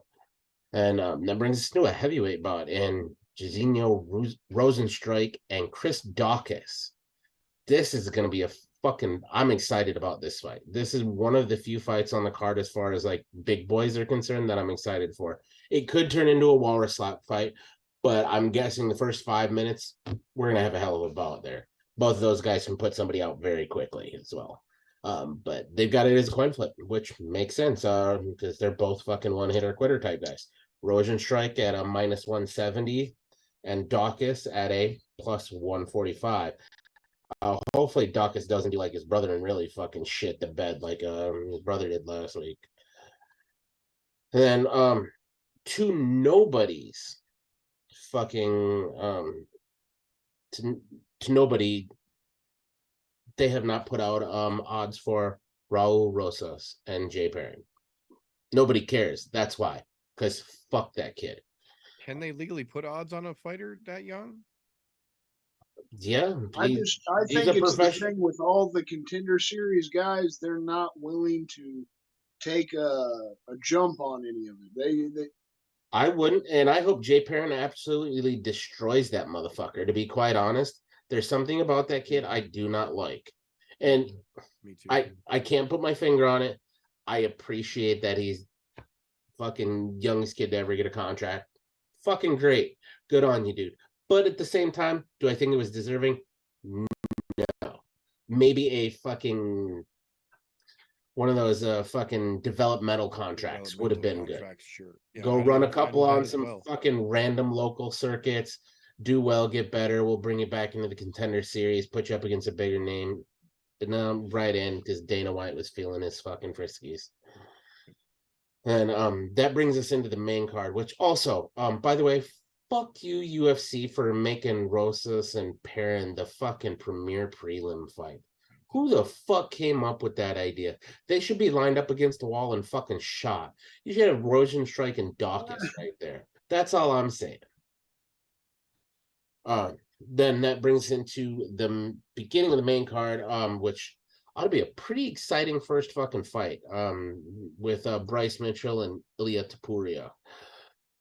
We got Mitchell coming in ranked number 9 at a plus 115 underdog and a minus 135 for Taporia. So basically a fucking coin flip. Like I said, seems to be the case now that this whole fucking fuckery with insider trading, as it were, is going on with odds. So I don't think we're going to see these gigantic odd swings unless it's some stupidly ridiculous fucking terrible matchup that happens.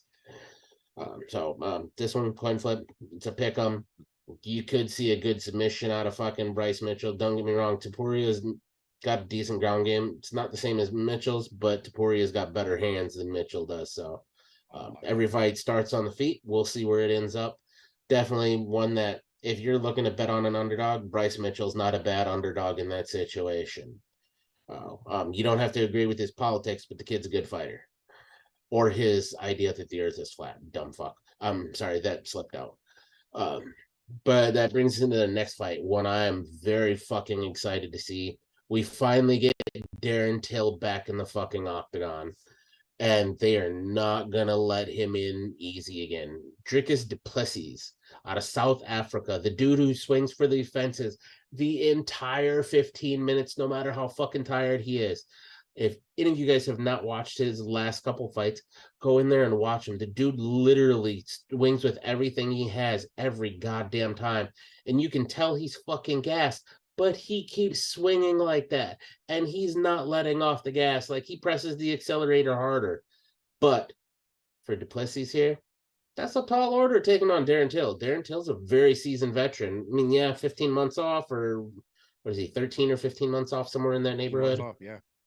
But then, yeah, the odds, I kind of like them being pretty close to even, although they given a number 10 ranked Darren Till a fucking plus 155 and a 14 ranked du Plessis at fucking minus 180 as the favorite, which I get. They're taking ring rust into account, but still a pick 'em fight, so not a bad one to pick either way.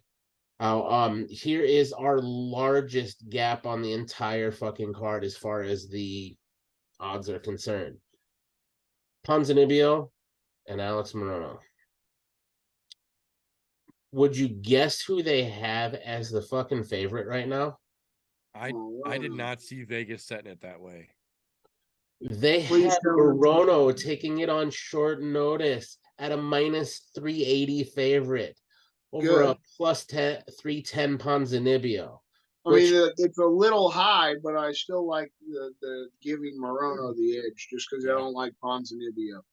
Well, even on short notice, I think Morono's going to fuck him up. I thought Robbie Lawler was going to fuck him up. Yeah, I'm just saying on short notice, you would have expected that to be a lot different since fucking, yeah, Lawler did end up having to pull out of this fight, which really fucking sucked, but it is what it is. That's part of that, hey, don't fight hurt, because we've got investigational shit going on now. So, but yeah, kind of odd to see the odds that heavily in Morono's favor, which, hey, it is what it is. Might be that time to bet on the guy you don't like in Ponzinibbio, because he's had a full training camp, but that also means Morono's going to come out there and he's going to really fucking hammer on the gas to try to get out of there quickly. So if it gets into deep water, I think Ponzinibbio takes it. If it's early, Morono takes it.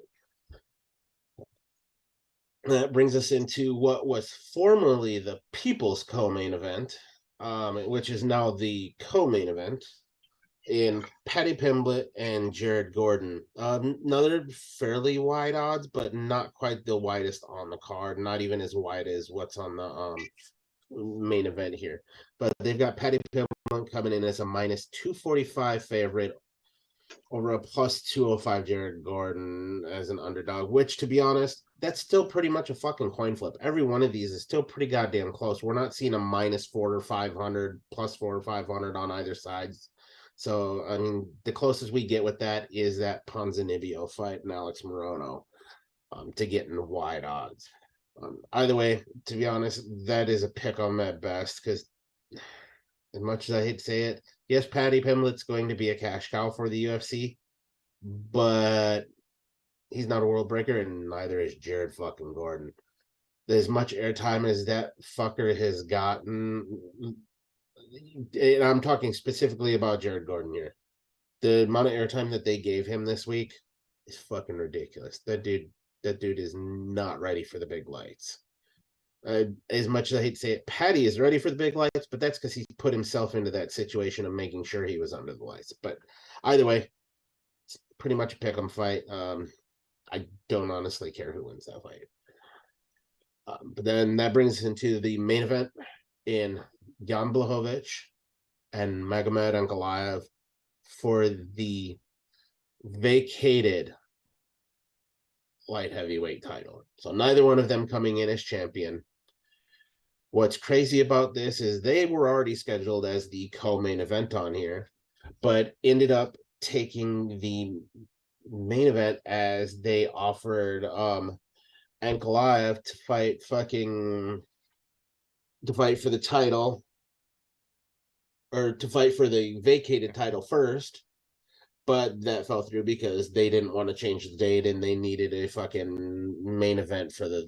So we got them to move up from a 3-round bout to a 5-round bout. So things are gonna get a little fishy in this fucking main event, knowing that these guys were scheduled for 3 but have now been rescheduled for 5. So we'll see what happens when shit gets weird, if it gets into deep water. But we got Jan coming in at a plus 235 underdog. And man, did the odds makers love those fucking Russians lately in the minus 280 favorite in Ankalaev. It's not a huge difference, but I'll say it here. I'm full on rooting for Polish power here. Take that fucking belt back to Poland. We got to stop all these Russians from taking all the belts. They're already getting way better fucking trades than we get in the US. I'd rather root for fucking Poland in this case. So I'm just saying, minus 280 in Ankalaev. Bet on Blachowicz here at a plus 235. Make a little bit of money. It's worth a shot. That's all I'm saying. Yeah, so that takes care of these ones. Like I said, the biggest odd difference if you're going to bet underdog is Ponzinibbio at plus 310, which is not that fucking big. We didn't even get close to the plus 400, but everything else pretty much coin flip across the board. And all of those new guys, they didn't even get odds ranked on them yet. So you'll have to keep an eye out on those Friday and Saturday morning, see where those start to fall. If you're going to bet, make sure you're not insider trading information and doing it, because you don't want to get hemmed up in that shit once that fucking government gets involved. Anybody who's had anything to do with it and knew about it, the dominoes will fall, because that's how that always works. They look for one kingpin, which is why you have James Krause there. And then everybody behind him tinkles off. That's how that's going to work. So if you're doing it, do it responsibly. Don't put your fucking family in debt. But know that these are just odds. Everyone has a puncher's chance or a fucking grappler's chance. There's a ton of different ways these fights can play out. You have 2 men enter, 1 man leaves victorious. And remember, you basically got a 50-50 shot on any fight you have, unless it's, well, a champ versus a guy coming off the Contender Series. And even then, there's a small off chance that somebody gets knocked out. Right. But yeah, I mean, we saw that with fucking Pereira and fucking Izzy. So there you go. Take with it what you will, but most importantly, come join Tapology. It's a great fucking time. We enjoy it, and we'd love to have you there. Absolutely. Thank you very much, sir. That being said, before we get into this weekend's cards, I just want to take another moment to remind everyone that this is the season of giving, and in this season of giving, we are giving back here on the I'm No Joe podcast, either on the previous episode 185 from last week or this episode 186. Either one, you have until next week to come back to either video once the video is uploaded to YouTube and just comment Happy Holidays. Leave it down in the comments. You're automatically entered in a giveaway for a gift card to be given away right before Christmas, just to help out and say thank you to the guys who actually pay attention, because we're not advertising the giveaway. It's just something that I'm making a point to say during the episode for the fans who actually pay attention, because we appreciate you guys and we're not doing this for team free shit. that being said, being as how this is the season of giving, we are going to take the opportunity once again this week to try and talk about what is best in this weekend of punchy kicky goodness, because we do have the final pay-per-view weekend of 2022 upon us this weekend. I'm not counting the fucking Rizin Bellator crossover weird New Year's Eve card. That's a whole separate fucking weird thing, and I don't count that. This is the final pay-per-view weekend of 2022. So, gentlemen, first and foremost here on this Bellator 289 UFC 282 weekend, I ask you first, which, in your opinion, do you think would be the best fight of the weekend for a casual fan to tune into? For a friend you might say doesn't watch MMA and you're like, hey, you should watch this one. This is going to be cool.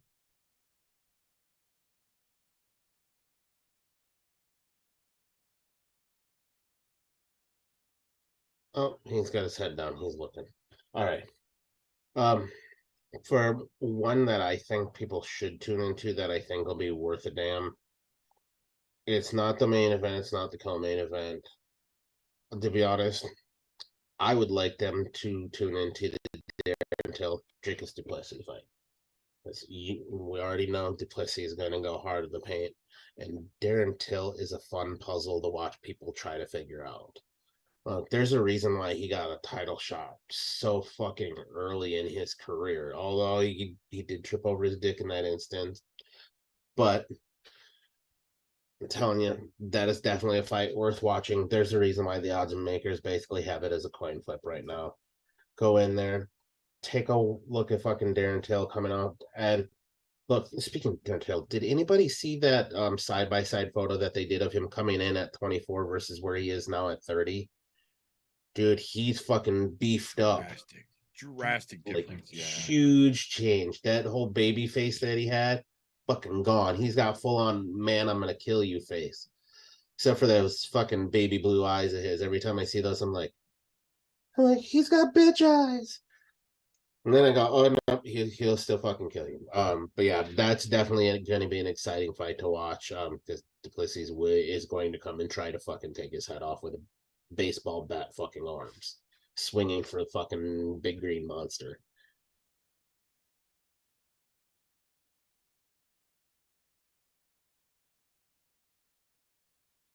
What do you think, Alright, Christian? So for me, I'm gonna go with Bryce Mitchell versus Ilya Taporia. I mean, I think it'll be good for hardcore fans and casual fans, just because we could get all aspects of MMA, right? Taporia is a better striker.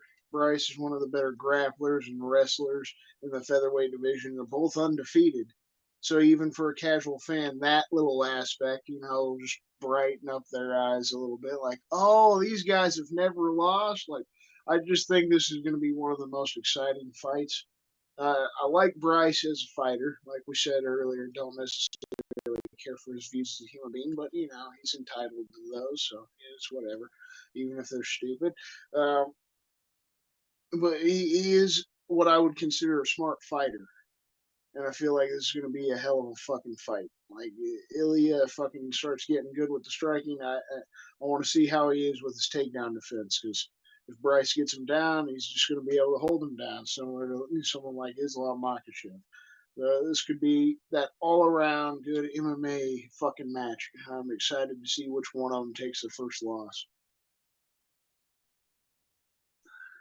Very nice. Very nice. I can definitely agree with both of those. Till's always been fun to watch, and especially now if you've seen the embeddeds this week, he's back to legitimately, genuinely skinny Darren Till again. So that's going to be interesting. Duplessis is a fucking monster always, so I'm always fucking excited to see Duplessis step in the cage. Bryce versus Taporia has got so many fucking puzzles within that fucking matchup as well. I think for me though, I go a little bit different of a direction though.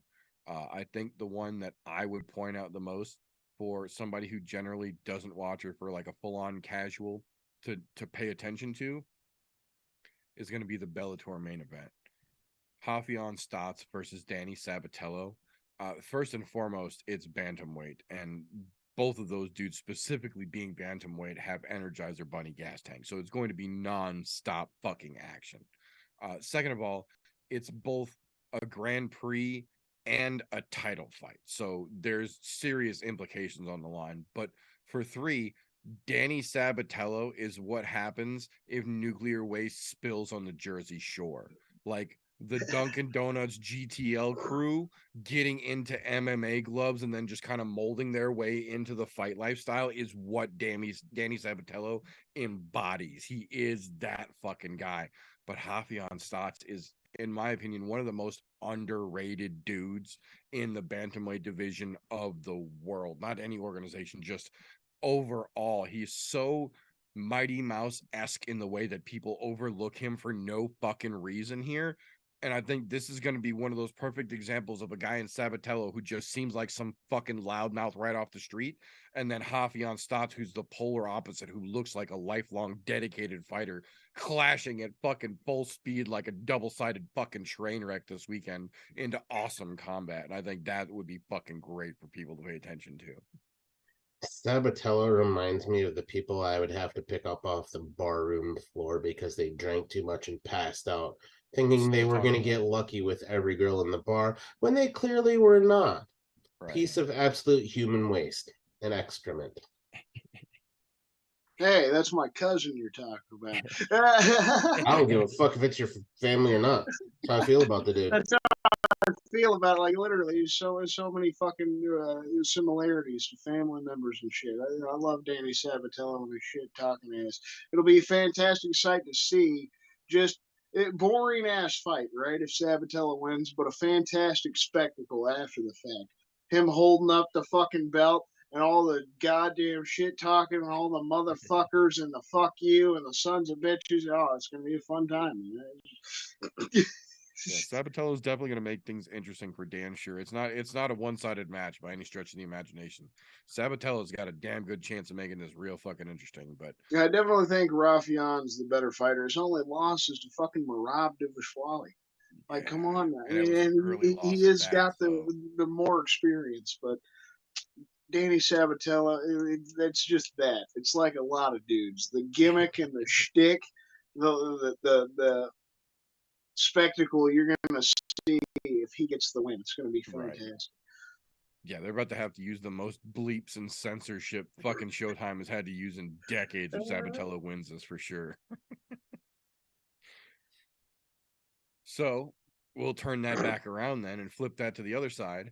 So in your opinion then, which of the crazy amount of matches we have got this weekend would you say would be the best match to recommend or to remind a hardcore that is taking place this weekend?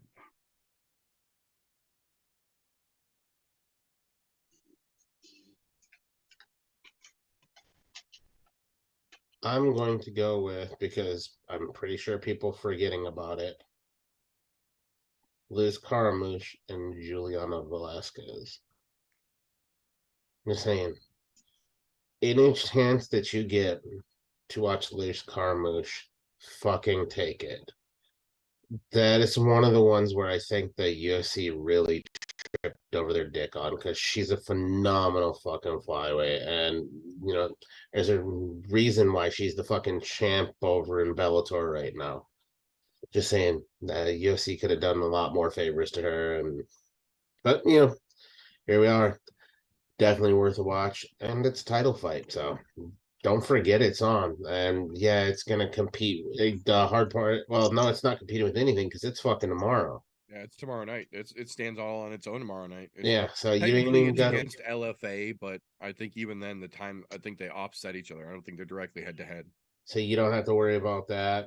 But yeah, that one is definitely worth it. And then my honorable mention for that would be Chris Curtis and Joaquin Buckley. I think that's going to be a hell of a banger at middleweight.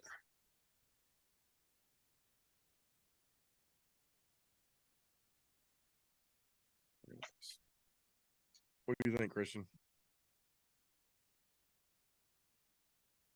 Well, it's hard to for the UFC card. I don't know. Maybe I'll give the honorable mention to Darren Till. for hardcore fans. It'll just be nice to see Darren Till actually go out there and do well, especially against Drickus. And that could be a really exciting fight. But I'm going to go the amateur bout that I talked about earlier on my segment, Austin Spengler versus fucking Ray Hayes, is literally two of the best fucking amateur prospects in the entire Midwest right now. Ray Hayes is the #1 lightweight, ranked in Kansas and Missouri #2 in the Midwest, and Austin Spengler is right there behind him, literally top 10 himself. So this is going to be a fantastic fight. Spengler's fucking 20 years old, 6-0. Hayes is 21, 8-0. They both got fucking beef with each other because they're local guys. If anybody's got, connections and you know a way to find a stream and you're a hardcore fan, this would be a good, because UFC is a bitch and pulled it off of Fight Pass, made it difficult. Hopefully they will have some cameras there at the event tomorrow night in some capacity, and they will be broadcasting it some way, somehow, so that the hardcore fans can enjoy it just as much as us people that will be there live. Very nice. So hardcore MMA fans deserve to see these two fucking prospects in the Midwest face off. Hell yeah, Spengler looked great the last time out, so I definitely think he's got a lot of fucking potential for sure. And it would be nice if the UFC actually had balls and left FAC the fuck alone and just made their own fuck up fix and took Krause's fucking name off of it. But UFC gonna UFC, so we all know how. Yeah, that's where I'm the most excited. I really like Austin Spengler, and the fact that he's fighting Ray Hayes, the #1 touted fucking dude right now in the whole Midwest. It's something special, man. It's gonna be an exciting fucking amateur fight. Hell yeah. So I'm gonna lean in a very drastically different direction here than both of you guys on this one again. I think the one that I would recommend for the hardcores to really pay attention to this weekend, that I bet a lot of folks don't even realize is going on, is the Alexander Hernandez versus Billy Quarantillo fight.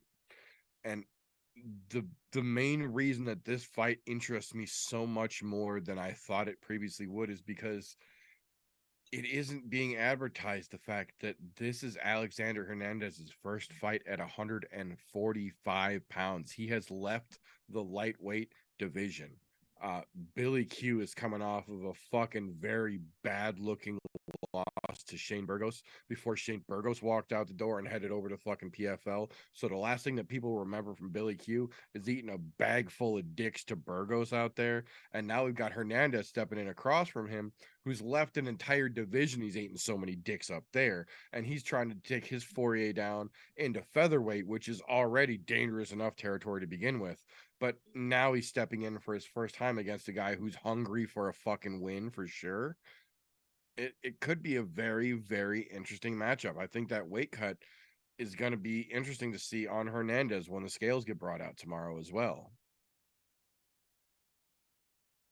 Yeah, I avoided that like the plague because I can't stand Alexander Hernandez. And yeah, I'm not a big fan of his, but he was a big fucking lightweight to begin with. I don't know that he's really got a whole lot extra to cut to begin with on top of that. And then you got Billy Q, who I'm also not the biggest fucking fan of as well, but he's coming off of that fucking bag full of dicks that Burgos fed him. That has a tendency to sometimes light a fire under dudes' asses. So knowing that he's got a guy coming from a whole nother division, you'd hope that Billy would be a little on the fucking ball and trying not to completely flunk out of the UFC. You'd hope Hernandez is going to take this seriously. So I think when you MMA math the factors, not the fight, but the factors up, it's got potential to be interesting here. It has potential to be interesting. Interesting enough for me to go and get a drink, pop some popcorn, Right. check the stats afterwards. Sit down in front of it, but listen to it while it fights. Yeah, between the popping of the kernels of the corn, Right. So, with that being said, we will turn that over here. So, of the two cards that we have this weekend, the Bellator 289 and the UFC's 282, which do you think, gentlemen, has the better co-main event this weekend? Oh, without a shadow of a doubt, fucking Bellator. Yeah, I was going to say the same thing. I fully agree. I'd You rather actually see Liz Carmouche than the Patty Pimblett bullshit at this point. you have a legitimate title fight going on versus a non-title fight for unranked fighters as a co-main event on a pay-per-view. What?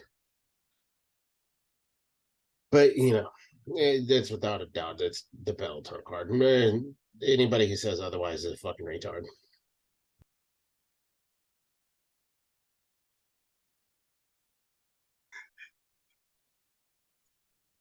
I like ice cream. I was waiting So, for it. I would say not only is it not the Bellator of the two, I would actually say that of the cards this weekend, LFA actually probably has the better co-main event. The reason being the Liz Carmouche versus Juliana Velasquez first fight was not nearly as close as Liz is trying to make it out to be. Yes, the stoppage was understandable. I don't think it was definitive. It was definitely controversial, but it was understandable.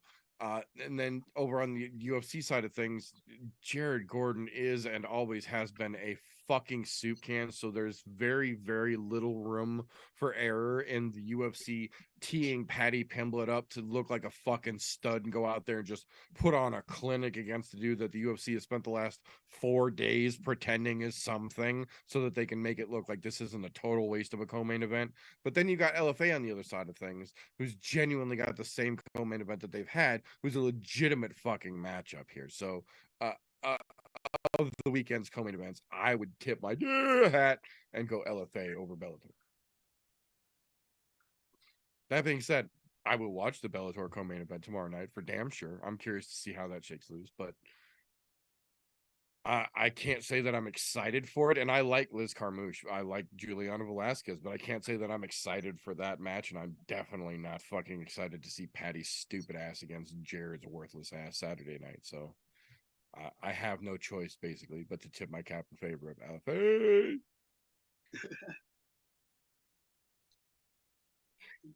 But that being said, that flips us over to the other side of that proverbial coin, as we like to do around here. So what do you think is the better of the main events this weekend?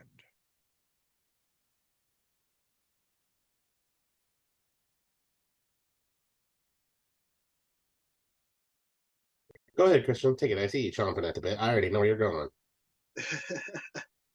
Well, I'll give the honorable mention to the Bellator main event. Rafion Stotts, Danny Sabatello. Got to ride with my Italian man himself, Danny Sabatello. It'll be a hell of a fucking time to see him get the win. But my main event, I think, will be the best, the FAC main event. Gage Young go out there and bust up a fucking dude with 19 professional wins, get his 6th straight fucking professional win, start paving the way to maybe get his ass to the UFC. As long as he cuts ties with Mr. Krause. Get out of Glory MMA after you go get this fucking knockout. But I think it's going to be one of the most exciting main events because honestly, the Magomed and Jan fight feel like it's going to be a little boring. As much as I'm rooting for my Italian brethren and Danny Sabatello, another fight I feel like could be a little boring if it goes Danny's way. So the most exciting main event in my eyes is going to be the FAC card. Gage Young going out there and finishing up Bobby Lee in the first round.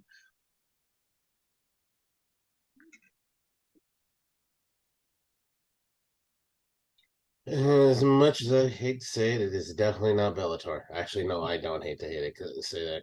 I just don't, like I said, piece of human excrement, don't give two flying fucks about. I would much rather watch fucking Patchy Mix as a fucking main event than that. Or you might get it. If he wins and then fucking Sabatello wins, you're gonna hate life come next year, man. Yeah, no shit. Hey, You know damn well that's what they're eyeballing do. That's why they did that. That's gonna be the you fucking don't know, final, there is a the other channel button on the remote for a reason. Right. Just say it.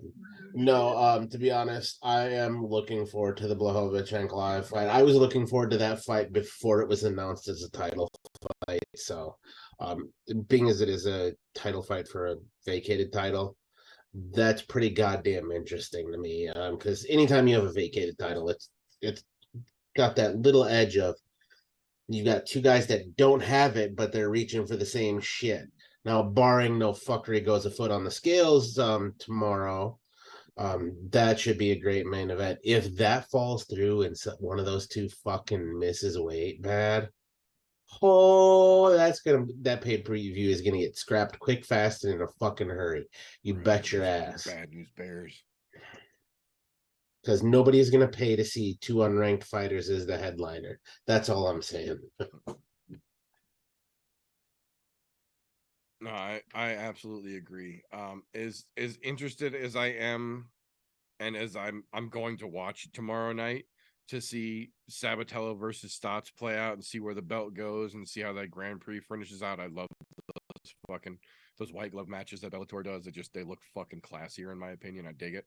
And I think that matchup is going to be fun, even if Sabatello tries to fucking wet blanket Hoffy because that's another Bryce Mitchell, Ilya Taporia kind of fucking matchup in that Sabatello might have the better grappling, but Hoffy definitely has better hands and every round starts on the feet. So it's definitely going to be very interesting to see how that plays out. But I agree completely with TJ here. I was 100% stoked to see fucking Blachowicz versus Ankalaev at 3 rounds as a co-main event.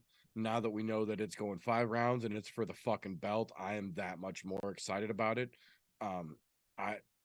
I don't know what it is or why it is this way, but for some reason, Ankalaev, and I've seen it 4 different occasions just this week alone, which is probably why it bothers me so fucking much right now. But I have seen Ankalaev 4 times just this week in the same fucking breath say that I am Russian, I am from Russia, and then ask something else and given a different opportunity, he says, I'm Dagestani, I'm from Dagestan. No.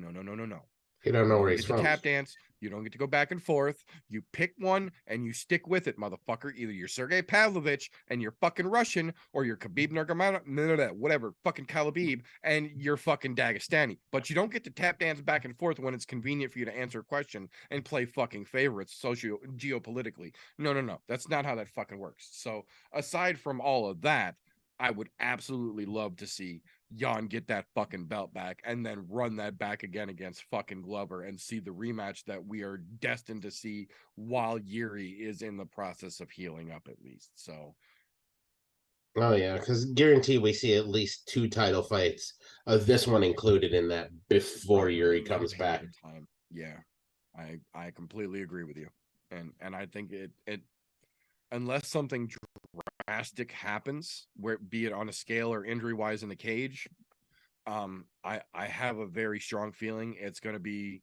Jan coming out of this one with that strap, and then fucking Jan versus Glover as the rematch, and then either we finally see the matchup with Jan versus Yuri that we were waiting for, or we get that rematch of Yuri versus Glover that we had to push off because of this shoulder surgery. But either way, this weekend it's got a lot of fun pay-per-view potential waiting for it ahead of time.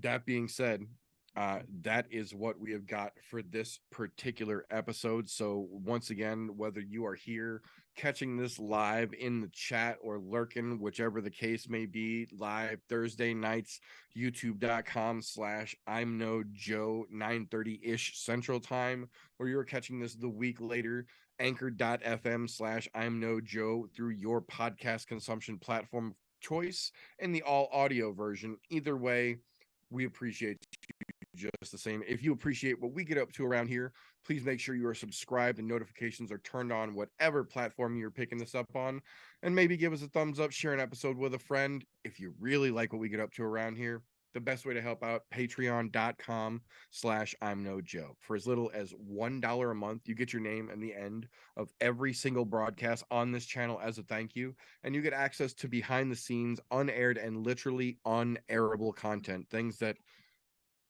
sites that brag about being built specifically for adult content just couldn't seem to handle. So luckily, we were able to find Patreon, and they've got our back. So for as little as $1 a month, it helps us do what we do, gives you a thank you, and gives you access to some crazy shit. I'll tell you that much. That being said, it's not over on Thursday nights, because Friday mornings, pretty much every goddamn week, you can hop over onto Spreaker.com and pick up the Slow Bake and Contemplate podcast from the brother Christian and Vin Dog the Booty Hog, talking all things cannabis, combat sports, punchy kicky, video games, you name it. There's something over there for everybody. Or you can catch the man over on Instagram.com/slowbake420 as well. Don't miss out on my man's as well good content aside from what he does here for us. Okay. And if you are in the mood for more of the meter here, there's right down in the comments here, you got linktree.com, or just linktree/the meter does many things. Can't say .com because they are not a .com website, but that's okay. That will give you access to everything that the meter does. That includes this show, his other channels, and I think, oh yeah, you can also catch it on my channel on fucking Wednesdays. So I'm just saying, you want more meter, there's plenty of it out there to get. I'm to be had. Speaking of that, every single Wednesday night before we get this show going on Thursdays, make sure you go over to Golf T Vapes on fucking YouTube. Tune in around 9 o'clock. About the same time that we start this stream on Thursday nights. You get Wednesday night, you get the Fogged Up Fairway. The brothers fucking talk about vapes, sit, chill. It's a good old fucking time. Make sure you tune into that. Give the brothers some love. And as well, join the fucking Tapology group. Fucking ImNoBookie, because the brother TJ runs that shit. Give him a chance to dog shit on you when you suck ass at picks, or praise you if you somehow can beat him. Join along, have some fun. Hell yeah, absolutely. Obviously, all the links for all the fun things that we talked about here are down in the description of every single episode, no matter where this episode is uploaded. All the links are down there to be had. As well, one last thing to tell you folks about, in case you don't know, we've got a Discord server over there. We've got channels for fight news. We've got just general bullshit questions. We've got announcement channels so you don't miss an episode of this going live. And as well, over there is a separate channel just for that Slow Bake and Contemplate crowd as well. So if you want to interact with those guys but don't do the Insta Grizzles, I get it. Hop on fucking Discord. It's much more fun over there. We run a much cooler ship, and you can talk to those guys over there as well. That being said, that's all we've got for this particular episode. So if you enjoy what we get up to around here, all we ask, keep rocking with us. Maybe give us a thumbs up. We appreciate you. On the other side of that coin, as it were, though, if for some reason you don't like what we get up to around here, first and foremost, what the fuck are you doing this deep into a podcast you don't enjoy? That being said, give us a thumbs down and then go fuck yourself. We won't even dispute it. That's all we've got for this particular episode, though. So until next time, boys and girls, remember, don't let ignorance stop you. You can root for anything. Unless it's insider betting, then you're fucked, James.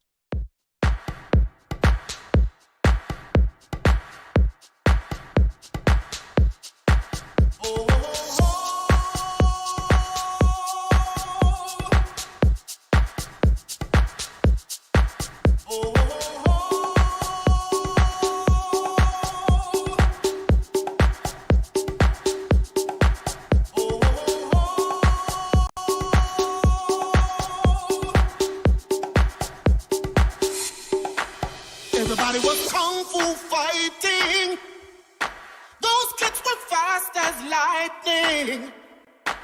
In fact, it was a little bit frightening.